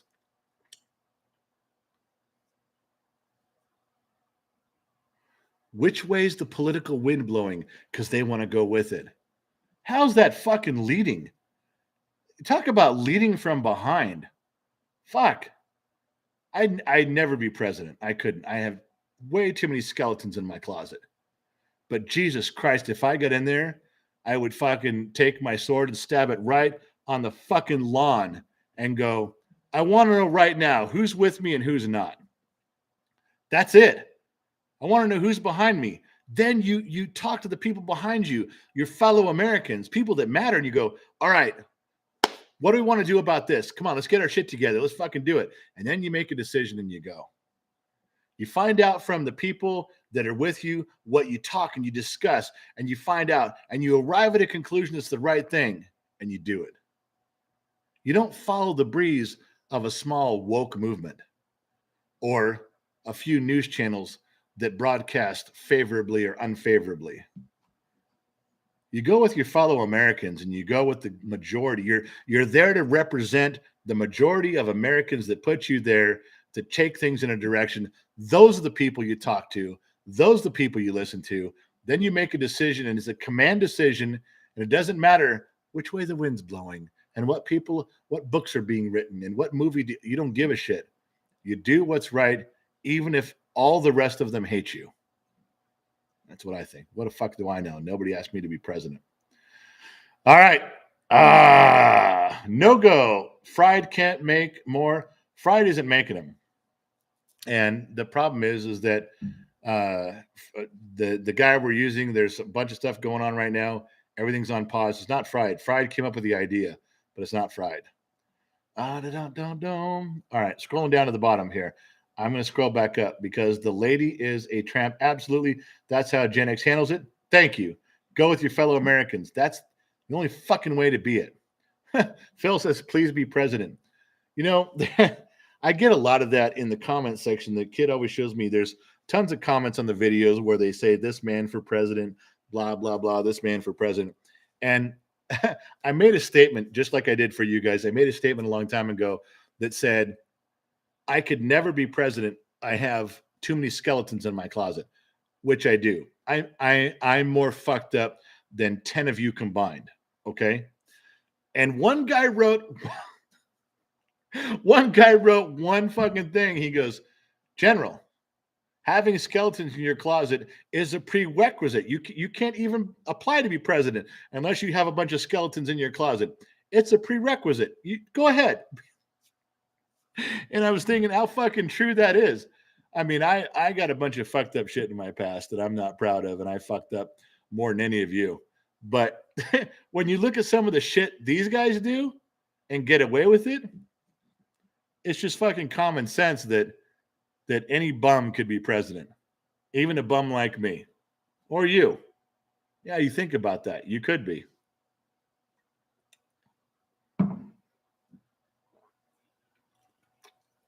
Wow. Oh, look at Iceman. Orange Man good. Did I say shit about Trump? Iceman wrote Orange Man good. He's talking about Trump. Did I say anything about politics like that? Did I fucking say one thing about Biden or Trump? Did I fucking say anything about conservatives or liberals, Republicans or Democrats? There's Iceman. Orange Man good.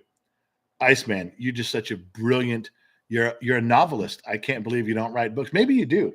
Maybe you write political survey books that are off the charts. Iceman, right? You guys see him in here? You guys see him in the thread? Iceman wrote, Orange Man good. What the fuck is wrong with you, man? We're sitting here drinking. We're having a good time, like at a bar or at a campfire, and you write Orange Man good. No one said shit about Trump. Nobody did. No one endorsed him. No one defied him. No one said shit. We're just having a good time talking about the realities of how the world works, nuts and bolts, street level, and you come up with that shit, Orange Man good. Are you fucking stupid? Are you that childlike? Is that your mentality? Just Charlie, orange man, good. I'm impressed you put 3 words together, my man. That's fucking brilliant. But Iceman, do you realize with the way you talk and the things you bring up, do you realize why people make you sit at the little kids table? You get that now? Do you understand why when you show up at a party, you're the guy in the corner trying to pretend you're really interested in a plant and the leaves? You got a drink in your hand, the same fucking drink you've had all night. You're nursing that thing like it's got a nipple on it. And you're the one pretending that you're interested in a plant in the corner because no one will fucking talk to you. No one cares whether you're there or not. And you're that guy. And there's always one of those guys. Tell me I'm wrong. The rest of you, tell me I'm wrong. There's always a guy at a party who's pretending he's interested in a picture on the wall or a plant in the corner. What kind of ficus is this? That's Iceman, who just slips in to throw some words out in the middle of a conversation that he wasn't even part of. And everyone goes, "What the fuck are you talking about? How the fuck do you ding a conversation and bring it political? We hadn't said shit about Cheyenne, and all of a sudden you're there doing that shit." I should fucking ban you right now. I should tell Allie to fucking close you out. But you know what? Ice man, I'm not. I want everybody who's in the room now, I want everybody who watches this video in the future to realize what a fucking idiot you've become. How stupid is that for you to go political when nobody, you know what? You're also the guy who gets in the middle of the room and goes, racism. Doesn't even know what the fuck you're talking about or how it applies. That's you. Yeah, that's you. You're also the guy that doesn't realize there's 85 different ways to open a beer bottle. So you're walking around going, does anybody have a key? I got a can I get a key with this? Did you open yours? How did you, is there a little, I got to find one. Could you? You're that guy. Don't fucking come in here and ruin shit for the rest of us, man. We're all having a good time, man. We're hanging out. We didn't go political. You fucking did. For no particular reason at all. Orange man good. Yeah? Well, ice man dumb. See how stupid that sounds? Only mine's accurate. You're an idiot. I know. There's the ton of people in here going, there's your slice for this. There's your slice. Fuck it. Oh. Mrs. Fort Watton, can we have a key story? I need to laugh after the Manson stuff. Well, yeah. Mrs. Fort Watton, shame on you. All right, I'm going down the road here. I'm sorry. I'm way down on the line. I'm missing some stuff. I'm hoping that Allie's still awake. I know she's probably sleeping, getting prepared for a fucking spray tan. Jamie Smith, it breaks me that the color 57 Chevy. No, it hurts my body. My body paint guy. No, I can't. To all that said no, I'm not. I can't thank you. All I can do to it is money, but I just Gen X can't. Yes, you fucking can. Because you can't, that's not a line you have to draw. Okay, Jamie, before I get to the key story for Mrs. Fort Watton, Jamie, let me help you out. What is your problem with this? That you're going to paint a Chevy the color of the General Lee's car? So you're going to say, no, I can't paint a Chevy a Dodge color. All right, I can help you with this. No, Two Bear. I know Two Bear's not online anymore. Two Bear's passed out on the floor right now. Listen, I will tell you something about the General Lee that I know. Jamie, this will solve your dilemma. When the very first General Lee car was ever made, and they put it together for the series pilot. They were doing a pilot for Dukes of Hazzard. They needed a Roadrunner car, and they changed the model and year of the cars as the series went on. They had to paint a bunch of them, but they needed one to do the pilot series and some promo shots. And the guys down at the studio that tell this story, they didn't have an orange color in mind. There was no Dodge orange color that they were going to use. These guys said, okay, you're going to do a show, Dukes of Hazzard. You want this painted in orange, but you want it unique. Okay. So they go down, they gather up all the paint that they have. And if you're a paint, Jamie, as you know, You can mix stuff by eye. You real old school guys don't use computers. You're not taking your paint sample down to Home Depot or Lowe's and having them scan it. No, no, no, no, no, no, no, no. You guys are artistic. You guys can do this in a way no one else can, and they did back then. When the show was coming out, they painted the General Lee with a mixture of colors to bring out this unique orange, and they painted the car. There was no color code. There was no name. When the series got picked up, they came back and said, okay, now we need 6 of these cars because we're going to crash some. We're going to drive some. We're going to have some promo shots in this. We need them all the same color. Paint them the same as you did. They had to tell them we don't know. We just kind of mixed it up. We eyeballed it. It came out great, but we eyeballed it. Now, after that, they had to come up with a formula. They had to come up with a color code. They had to come up with something close, and they used the same one every time, of course. But it was based on guys like you. It's not a Dodge color. That is not a Roadrunner color. That's not a Charger color. That's not a Challenger color. That's not a Chrysler color. It's not. I don't care what any of you fuckers say. That's not. Ask John about it. He was there. Ask John. He was in the series. And I met him once. That was a color that was mixed together by guys like you. It's not a Dodge color. You are painting a color that was invented by dudes like you. Just thrown together in a shop. So you're not disrespecting anybody. You're not labeling anything. You're actually representing a color scheme that was made by a handful of dudes in Burbank just like you that became the General Lee. Now it's associated with Dodge colors, but it's not. It's not. That is not a factory color at all. You are free to do what you want for the pay you deserve and move on guilt-free. Jamie, if that doesn't fucking satisfy you, nothing's going to. You know what? Get me on the phone with your wife. Get Mel on the phone. I'll talk to her. She'll straighten your ass out in a heartbeat. There you go. Okay. So did I miss something here? Not right now. All right. So look, and I'm gonna have another drink. Tell another story. I know we've been here a long time. Fuck it. You guys are in, I'm in. Let's go.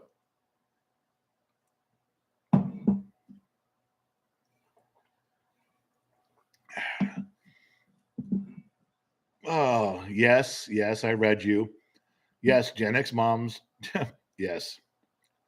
Yes, she's getting her hair done and her nails done. Yeah. That he did. He Garrett put $50 towards it. She's gonna get that money to get her hair done. I don't know how much it cost. It's going towards that. So Gen X mom thanks you very much. All right. So do you guys got what I'm saying there? JT, how do you know if a mechanic is honest with you?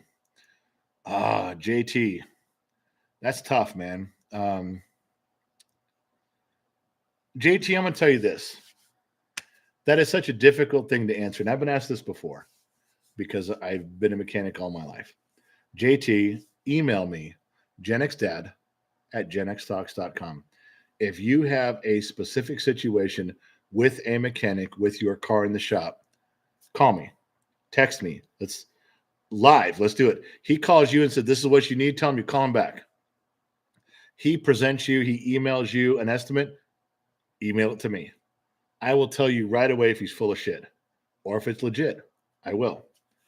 JT, if that helps you, and this is for every one of you. If you think, every one of you out there, if you think that you get emailed an estimate that doesn't seem right, something seems wrong, email it to me. It's the easiest thing in the world for me to tell you if someone's fucking you or not. I can tell you because I did a good job on cars. I tried very hard to earn all the money I got. Did I get bad reviews from time to time? Fucking A, I did. There's professional customers out there. No shop is going to have perfect glowing reviews ever. But 95, 97% somewhere there, my customers were happy with what I did, and that they were loyal for years and years and years and years and years because I've been in the industry. You contact me, JT. You email me. I will walk you through. I don't know how to describe it in here, but I'm willing to take that step to do it personally. I promise you. How's that for the best $2 you ever spent, my friend? Oh my God. All right, you guys are pouring drinks again. I don't know if I can drink again.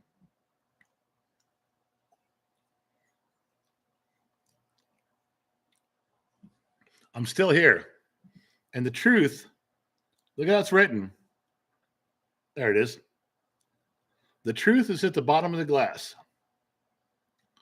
And you guys can't own these glasses anymore. Nope. I told you to order them and you didn't.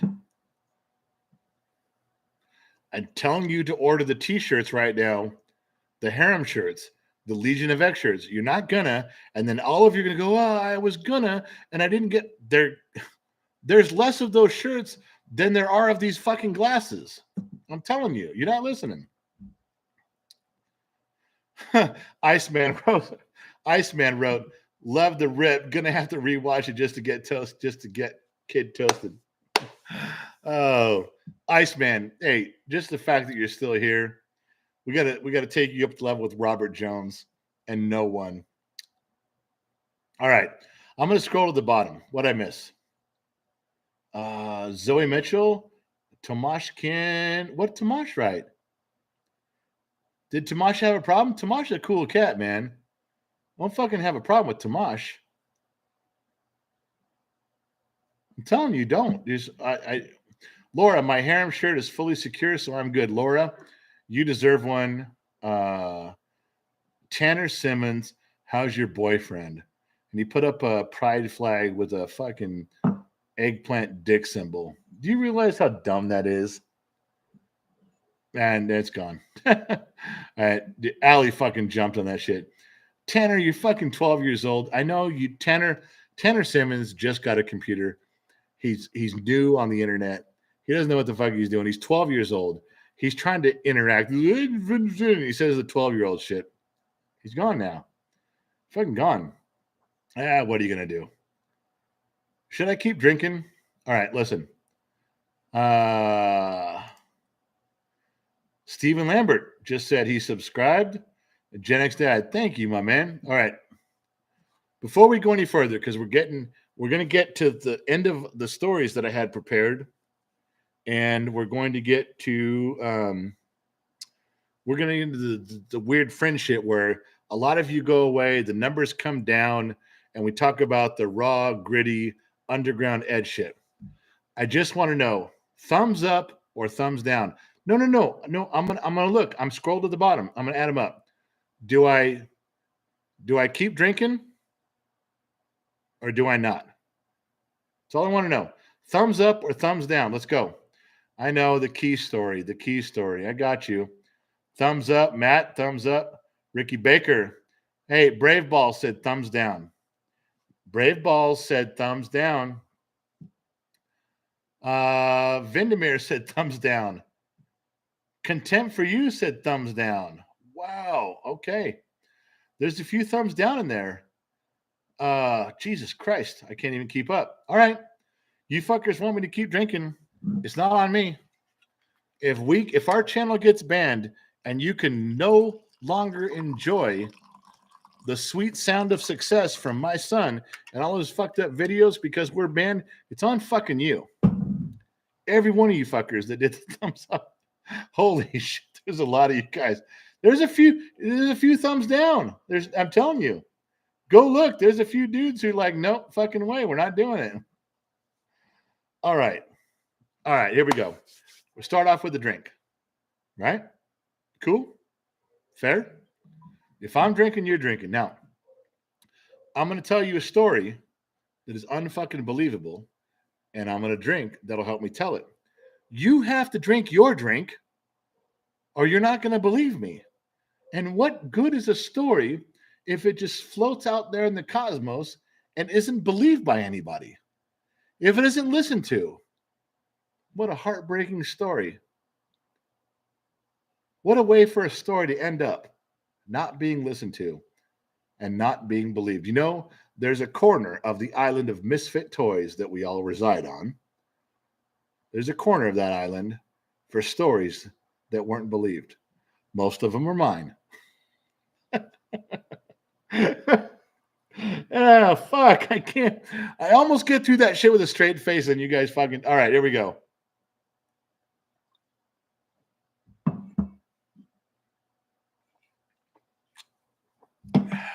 All right, here we go. No, no, no, no, no. All right, let me scroll back up. No, no, you can smoke. If you're smoking a J, go. You smoking a. If you got to scrape the resin off the inside of your bowl for one more, go. I'm in. That's just not me. That's not my thing. I drink. All right. I almost. You guys realize that it's scrolling so fast. I almost can't fucking read what you're saying. Casey Kasem. Jules, there's a dude on here named Casey Kasem. That's fucking badass in itself. You have my respect right fucking now. Congrats. You are my first and last donation ever on YouTube. Since I've got your attention, what's your thoughts on Traveling Wilburys and the song End of the Line about the bio males and women's sports? I think I know. All right. Yeah. Gen X Mom says you got to unpack that one. And I'm trying to in a quick and efficient manner. Casey Kasem, first of all, the fact that you're Casey Kasem and you took time, thank you, my man. You hit right to Gen X Mom and my youth, our childhood, our upbringing. I've actually got I can't show you, but I got goosebumps thinking of that just from that. Thank you for that. Thank you for that moment of trip down memory lane. It was just a picture in my mind. Congrats, you're my first and last donation on YouTube. Since I've got your attention, what's your thoughts on the Traveling Wilburys? The Traveling Wilburys wasn't that the fucking perfect come together of eclectic men from other places? It was. I think it was. It could have been if Roy had lived on that a little further on that. I think the storytelling on those albums would have gone on for generations because those guys were really fucking in touch with what rock and roll and storytelling was. That's my opinion. I wish it had lasted longer than it did. But every fucking one of them, and no one knows who all of them were. They might know a little bit by name, but let me not name the guy from ELO who wrote and drew all of this in, and no one knows his name. You do, I'm sure, and I do, but the rest of the people don't. That's a fucking great thing. The song "End of the Line" was almost, what's the right word? I'm drinking. Prophetic, superfluous, not superfluous. That's the right. Prophetic, maybe the right word for how they filmed. You know, the video was filmed after he died. On several of that album, and it was, you know, Casey, you've really fucking. You just, I'm drinking, so I'm having like my genius brain with 100 thoughts can't get them out my normal average everyday mouth that can only say one thing at a time. Casey Kasem, I'm going to tell you, I wish we could sit and talk side by side for longer than this on topics that maybe nobody else knows, and dig a little deeper and listen to some music and talk about as we go. But the thing in women's sports is a long topic. I can't go there from here. But Casey, if this is your first and last donation, I'm proud to be part of it. Thank you. Casey Kasem 767. Now I know the rest of you and all you extras and shit. Hey, fuck off. This guy fucking hit a chord with me deep. Some of you do. We all talk about some cool shit, but every now and then somebody comes along that hits me deeper than expected. Casey just did.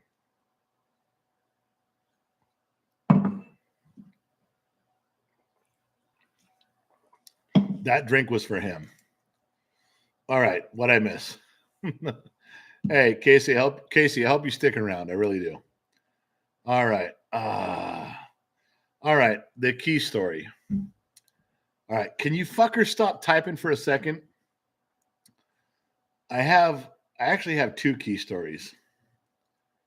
Um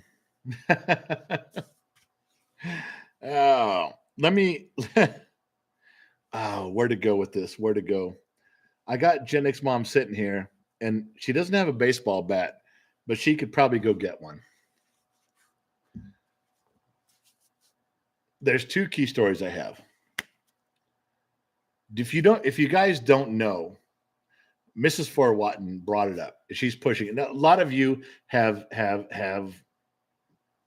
talked about it. There's some of you that know. Most of you are just typing, key story, fuck it, tell us. You don't even know what we're talking about. So let me back up and give you a little premise on what a key story is. In the 70s, it became as fashions and trends do.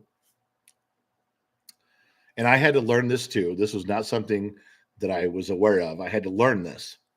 Uh, there was a thing in the 70s called key parties.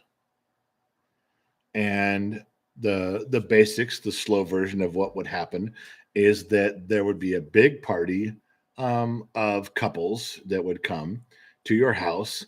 Wow. Did you just huff at me?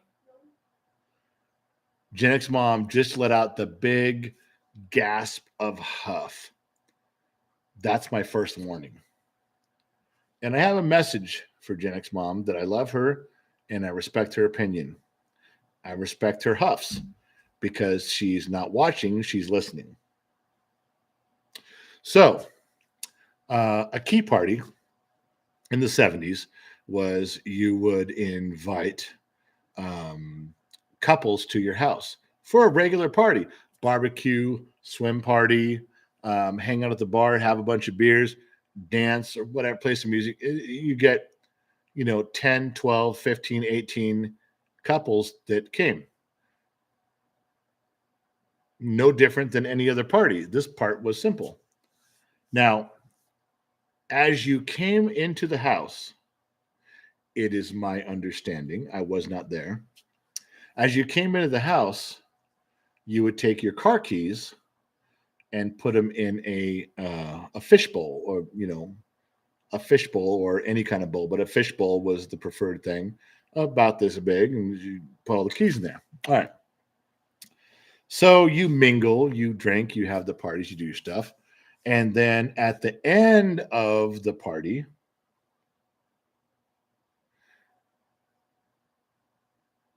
the women would reach into the mixed up bowl of keys and grab a set of keys.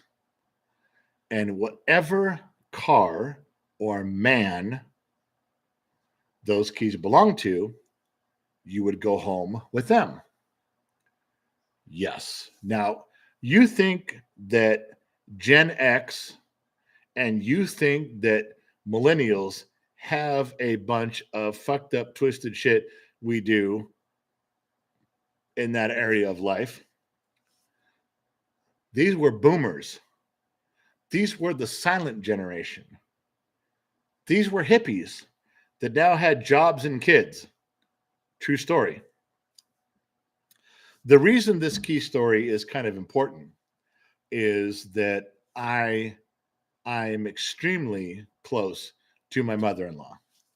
My mother-in-law has told me stories that I promise you my wife has never heard.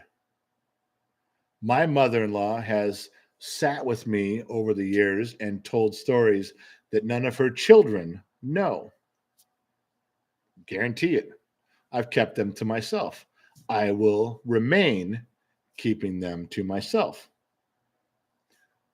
However, there was Gen X mom has an older sister and a very older brother. Her older brother is fucking cool as tits. That fucking cat, with the way I've listened to how he grew up in the 70s, I want to be that guy. That guy was nicknamed the Fox in high school and had a van. There's all of you, there's dudes out there going, what? Yeah. That dude was nicknamed the Fox in his high school and had a full-size Chevy van. Fuck me. I'd never be as cool as that cat. Gen X mom has an older sister. Gen X mom has an older sister who, let's just say, is not Gen X mom. Gen X mom's here, sister's here. Different. All right. So the story takes place when there's a family reunion, a family get together, and everybody's there. And all of a sudden, out of nowhere, they were drinking. Someone says to my mother-in-law, the mother of all these children, do you know what a key party is? Now, my mother-in-law drinks Jim Beam, and she's badass, and she's true to stone. And she goes, do I know what a key party is? We used to host key parties. My 85-year-old mother-in-law said this. 87. 87. Sorry.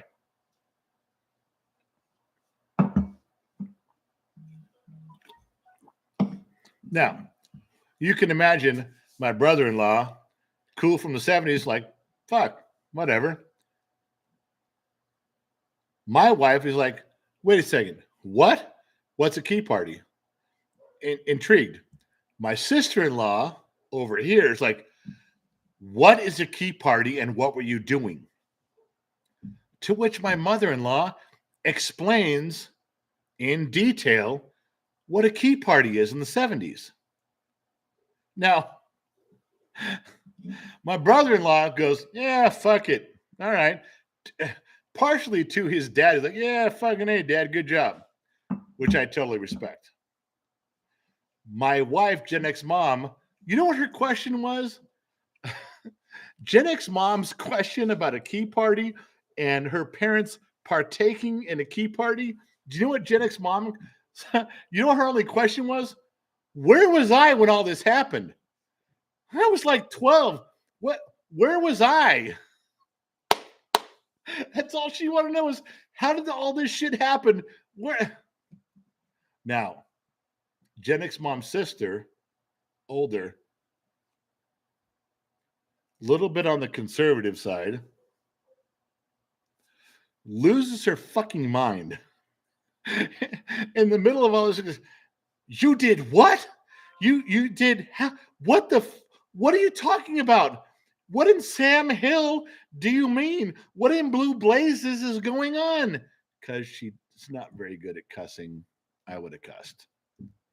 So now you guys know what a key party is. Now you know the level. And again, it's like I always tell you, what do I always tell you guys? Operate within your marriage. If you operate inside your marriage with stuff that you're supposed to do and not supposed to do, I don't care. Have fun. Have the greatest time of your life. I don't care what your limits are. You just have to stay within them. You don't go outside of what you agree upon because you're hurting the other person. You're damaging shit badly. Your first priority is to make sure that your marriage is intact. You want to venture out to that shit, you better be strong enough to deal with it because most families aren't. But in this case, they did, and the only person who couldn't handle it was Gen X mom's older sister who shit a fucking purple Twinkie.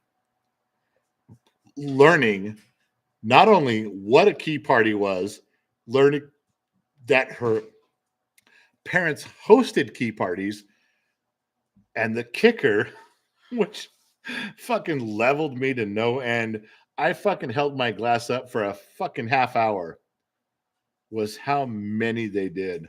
Oh, all right. There's your first key party story. And I won't go deeper than that. But you guys now, for those of you who didn't know what it was, and there's a lot of Gen Xers who didn't know that. That's a boomer. That is that's a fucking um, silent generation. That's their thing. I'm telling you, there's your stuff. All right. Oh my God, where are we going from here? Ah, all right. St. Martin, you might be right on that. I'm not reading that out loud, but you might be right. Listen, you guys got to understand. Let me back up. Let me tell you something. I know the comments are blowing up. Listen, the most important thing that I'm here to tell you about that shit, if you don't stay within the confines of your marriage, if you don't stay within what's agreed upon, I know you're trying to please him, he's trying to please you. Whatever the rules are that you agree to, if you fucking don't stick with them, then you fucked up. And I'm not behind you. I won't stand behind you if you go outside of whatever your agreement is. I'm telling you. Jamie Smith, to all respect, opinions, I cannot paint a 57 Chevy, generally orange. Love Gen X talks. Thank you all. Have a drink. General Wheelie bars allowed, of course. And he loves Gen X mom. Well, I will give that $10, Jamie. You stand on your own morals. I've given you a way out, a clean, valid way out, Jamie. But if you can't paint it, don't paint it. You stand on your values, and I respect that. I'm behind you. But I'm also we now have $60 towards Gen X mom's haircut and color. Although I shouldn't say color because women hate that they know they do that. Women pretend that their color is natural, it's highlights, it's fun. It's not.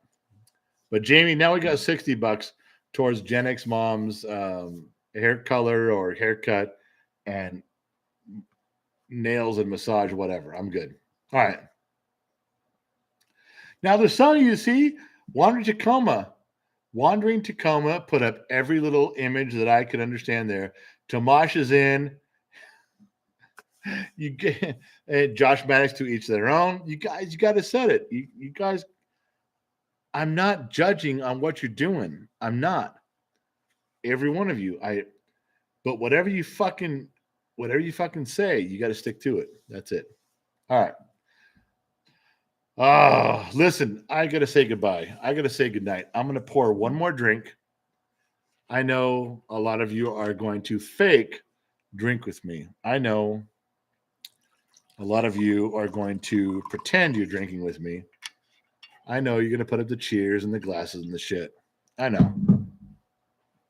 Hold on, there's something coming in.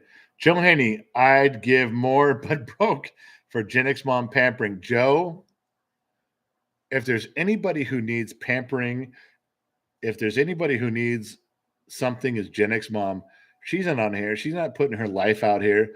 She's just doing the work behind the scenes. Joe, thank you for $2. Two more bucks that gets her hair, her nails. I know we're nowhere near a massage for Gen X mom. I'll have to do it myself, but that's it. But Joe, $2. Thank you for that. And I'm not. That's $2 towards the right direction because, as most of you know, I'm worthless. I'm nothing. As most of you know, Gen X mom corrals the kid and I, points us in the right direction, and never gets much thanks for it. So, Joe, $2 goes a long way. Thank you, my man. I appreciate it. I really do. And Gen X mom will too. I guarantee you. Mrs. Fort Watton, General, I'm 4 years older than you. No, you're not. I know what a key party is. You busted your wife's family. I was asking about a follow-up from the borrow a tool story. Now, the borrow the tool story is coming up next. That story, Mrs. Fort Watton, You opened up the gates to a wonderful story from a woman who wouldn't care if I told it. My mother-in-law would drink Jim Beam, Mrs. Fort Watton, and go, tell him, fucking tell him, and more. There's she's got more stories than that, I swear to God. Mrs. Fort Watton, you're on the right path. Don't feel like that I took a detour on you. We're on the same page, I promise. Patrick Willis, cheers, and $10 more for the wife. Alan, $20. You didn't say where it went, but I'm telling you right now, the money you're giving is going right towards. She's sitting there. She's literally sitting right over there doing her needlepoint, listening to what I'm saying. How could I not have her hair and nails? We didn't get to massage level yet, but we're there for hair and nails. Alan, $20, my man. Thank you.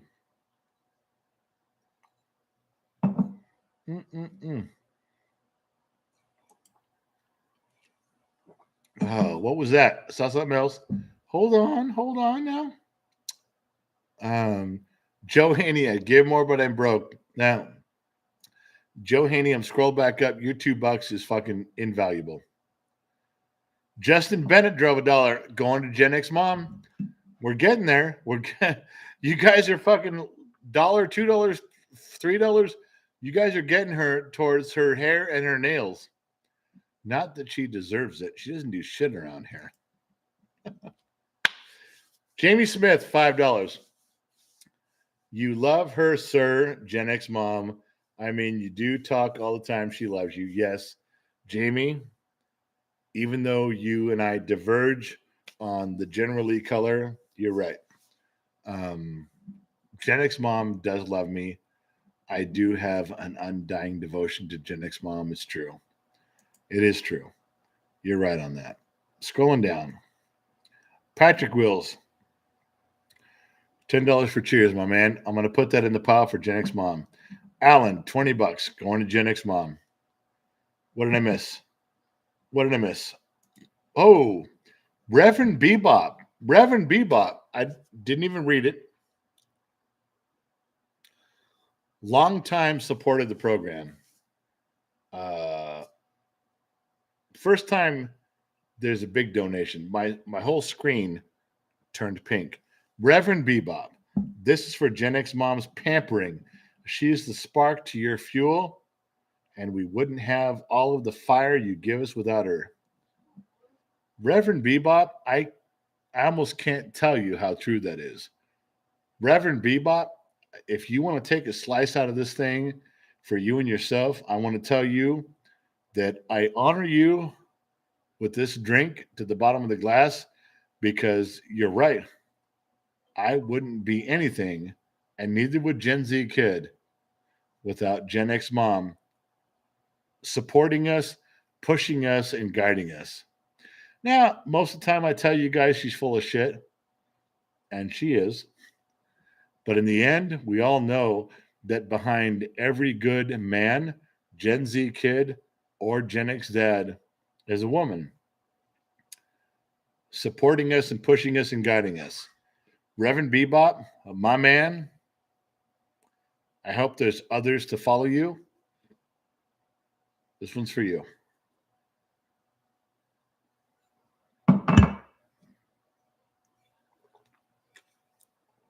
Good Lord. Good Lord, that's a lot. Zoe, hair and nails, $2. Zoe, you're a woman. Don't support Gen X Mom. $2 for me. Zoe just gave up $2 for Gen X Mom, and I can't fucking be pissed off enough. Zoe, you know I love you. You know that it's going to go to her nails and her hair.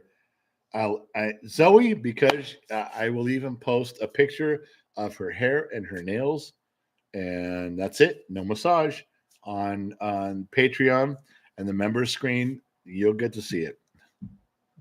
Whoa, Two Bear wrote something. Where the fuck has Two Bear been all night? Hold on. Let me find his thing. I saw it, Two Bear. He said something. Fuck. Two Bear, General, thank you for the stories. We need Gen X Mom to you for a special live show. We love her too, brother. I know. And Two Bear, she's done solo lives for hours, 3 hours. Two Bear, I will try to get her in, but you know what? When we're in Vegas at the Red Rock, the meet and greet where all of you are welcome, Two Bear, just sit Gen X Mom down, take her aside, Two Bear, and just tell her what you're thinking. Tell her that she needs to be part of a few live streams once in a while. Because my words don't work. But she loves you and your wife. You tell her. I have no sway. Oh, Mrs. Fort Watton, Gen Z kid would at all without Gen X mom? Yeah. Mrs. Fort Watton, $5 in the direction that there would be no Gen X kid, Gen Z kid without Gen X mom. Mrs. Fort Watton, could we also not say that there would be no Gen Z kid without Gen X dad? Could we get there? All right, you guys, listen. There's another one. Sergeant Solo, your fantastic father, stay strong and free. Sergeant Solo, my man. That your fantastic father, stay strong and free. Fucking A. Clip that out for your friends. Sergeant Solo. Fucking A.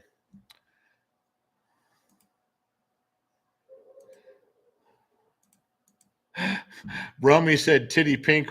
That was a long time ago. Buddha Bruce, I'm an extra. Buddha, I'm sorry. You joined the tribe. We're all getting fucking burned to the ground right now. you you joined late, but welcome to it. We're gonna fucking go. Who's that? JT. This is for the ladies' Pampers. Another dollar or $2 or $3 towards pampering Gen X mom. Thank you. I do appreciate it. All right, look, we've been on for 2 hours. I'm fucking toasted. I'm gonna pour another drink. If you guys give any more dollars, whether it's $1 or 20, you give it to Gen X mom for the work she does behind the scenes. You don't give it to me. Don't give it to the kid. You give it to the silent partner of the three of us. It's a real thing, and you know it. You guys all fucking know it. I'm going to say goodnight. I'm going to drink my last drink. The truth is at the bottom of the glass. I didn't even pour a selfish one, did I? No. I poured a respectable shot and a half. Not like you guys. No, no, no, no, no. But I'm going to drink this and I'm going to go back and I'm going to read all of the comments, all of the thank yous, all of the goodbyes. Hey, losing hope. $2, Gen X mom. That's what I'm talking about. Gen X mom's going to come over here and she's going to read the last part. She always does. She comes around the corner once the camera is off and she reads the comments and the things and the welfares and what have yous. Tonight, if you've got $1, if you've got a comment, I'm asking you to make it for her, not for me, not for the kid. Hey, we fucking had a great time tonight. This fucking live lit up. We fucking started strong and raced through it with some cool shit. Yeah, we did.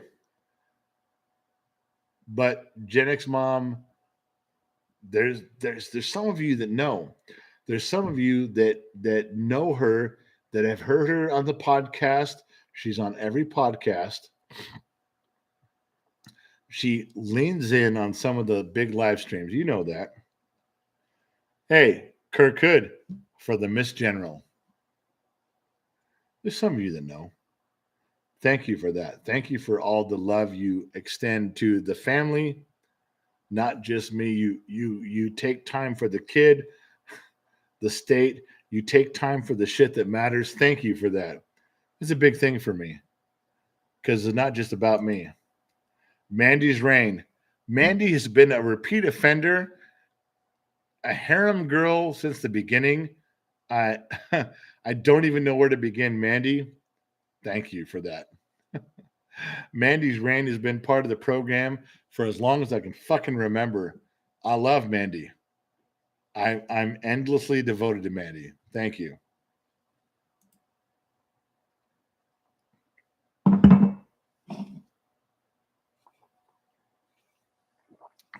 Bada Bruce, $10. Gen X mom, my man. Oh, no, Mrs. Forwatton. Mrs. Forwatton, you take that. You take that money back. This is for Gen X mom's massage. That's she hasn't had a massage in 2 or 3 years. Mrs. Forwatton for Gen X mom. I can't love you enough for that. I'm she's not here right now. She just fed the dogs and put them away. But when I go upstairs, she's not going to believe you did that. Mrs. Forwatton, $50 towards Gen X mom's massage. She's going to get it. The money goes towards her hair, her nails, and her massage.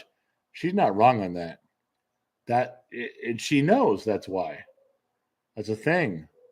That's a bond that skips me and goes towards women, goes towards mothers, goes towards yeah, and it goes towards kids. There's mothers that know Mrs. Fort Watton. She's not fucking around.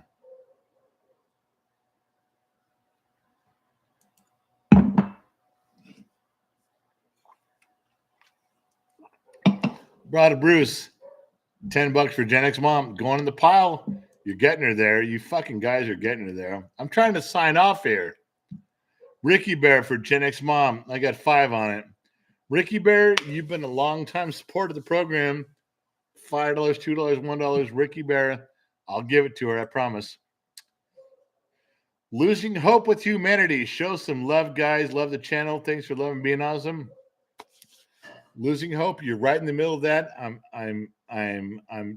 tacking it on to the Gen X mom pile. My man. What I missed there. Losing hope. Got it. Patrick Willis for Gen X mom. $10. Okay, you guys, stop giving love to Gen X mom. I'm gonna send her. She's gonna get her hair done. She's gonna get her nails done. She's gonna get a massage. You're spoiling her. How about something for me? I got it. I really do. Patrick Willis, I got it. Koki for a producer, Jenna's mom. Yeah, she produces and guides and instructs. No, there's a ton of that stuff. And all the words of love and wisdom for all you guys. Thank you for that. Listen, I gotta go. I'm sorry the Gen X glasses got sold out. I warned you. The Gen X shirts are next. Um, all the hearts and loves. I'm gonna play this back. I'm gonna go upstairs. I'm gonna play this back for Gen X mom. She's not gonna believe it because she's not on camera. She's not gonna understand the value that you guys place on what she does. I'm gonna try to. I'm gonna try. I promise. Losing hope with humanity. Hey, a drink fund. That's $5 for me, not Gen X. Losing hope with humanity. We're in the same boat, man. We're drinking and we're sinking, and you're with me. MG for Watton, Mrs. for Watton. You've got yours coming in the mail.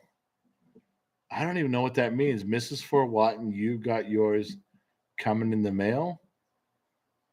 All right. I'm digging you. I'm digging you on that. Key party fund. Just kidding. Gen X mom. Smart no 09. St. Martin 09. I know how to say it. Tommy girl.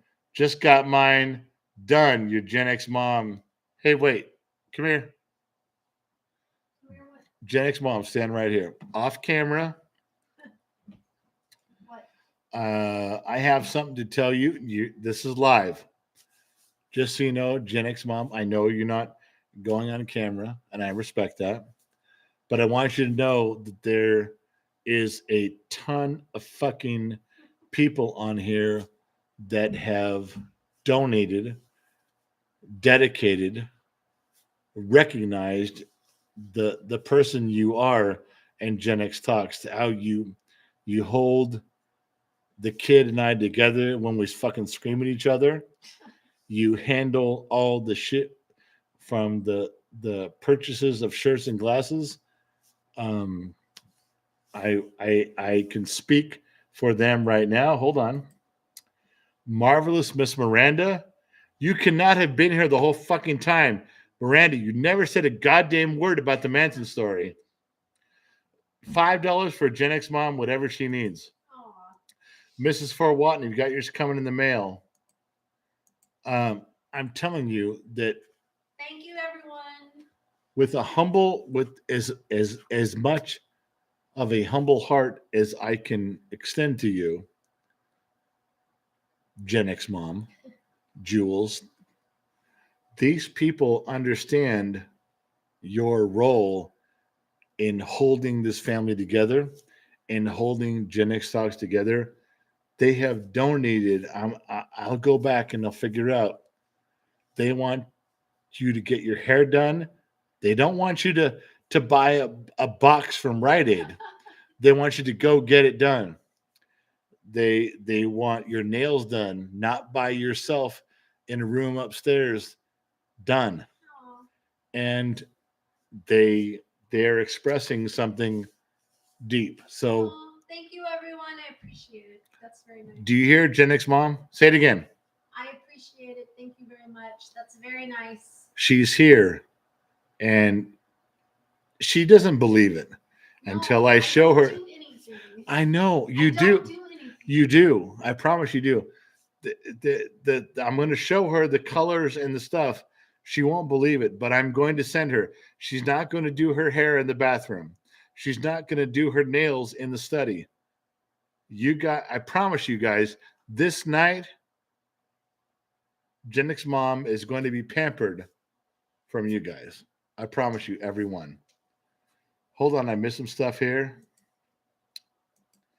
Mrs. For Watton, who you have emailed back and forth with, she donated $50 Oh my to goodness. getting your shit done. That's very nice. True. Patrick Willis, $10. Kirk Hood for Jack and the Dead Horse. Kirk, stop it. My man from the old school. Alpha Wolf for your crown jewel, Gen X mom, Aw. $20 more. Awesome people, you are awesome. Another 10. Wow, that's amazing. I'm just telling you that this night, YouTube. I know They're awesome. it's YouTube. It's the people that follow, the people that think, the people that love you. This is not me. This is not the kid. This is a moment to thank you for all the stuff you do behind the scenes and keeping us going. So everything that they do, Allie is going to add up. She's fucking great at this. She will add up not only her cut, but she will add up everything that went to you. And I will match it. Oh my god. I will match it. Everything that went to you for these people that love you and are dedicating and devoting to you. I will match everything you guys did for her. You heard that. You heard that. And Mrs. Far Watton and some for the kids' goat too. Fuck that goat thing. That's coming. I don't want to talk about the goat. Bobby Walter for the mom. Okay, stop. I said I would match it. But if you guys go fucking crazy, I'm fucked. Bobby Walter for the mom. That means 40 for the mom. Oh, Bobby Walter, god damn it. Reverend Bebop, this is for Allie. $20 for Allie. Don't encourage your fucking spray tan that didn't work out. All right, you guys, look, I gotta go. We've been a little over 2 hours. I'm fucking drinking. I'm fucking toasted. I gave you guys the stories you wanted. I promise you I did. Kirk Hood. Okay, the new monitor saw. Kirk Hood, he's like a fucking student of history. Kirk Hood is like a motherfucker that knows everything we've ever done, and he's gonna fucking point it out at the wrong moment. Oh, Kirk, thank you. You almost have to be our number one retro fan of all time. Listen, listen, I gotta go. I'm gonna drink my last drink for you guys. You drink your last drink to me. All right? Let's call it a night. 2 hours and 20 minutes. You guys had me drinking the whole fucking time. I gave you the stories that you wanted. Yes, I've got more, but I'm not divulging them tonight. Mrs. Miranda, this was the bulk of it for you. And thank you all for donating some stuff to Gen X Mom. It's we are just a middle class family with a computer. The kid does so much because of you with FFA. Gen X Mom gets so much in life because of you. And I get to drink because of you. Thank you guys very much. I promise I will read all of the good evenings, the good afternoons, the salutations. I'll go back and read them.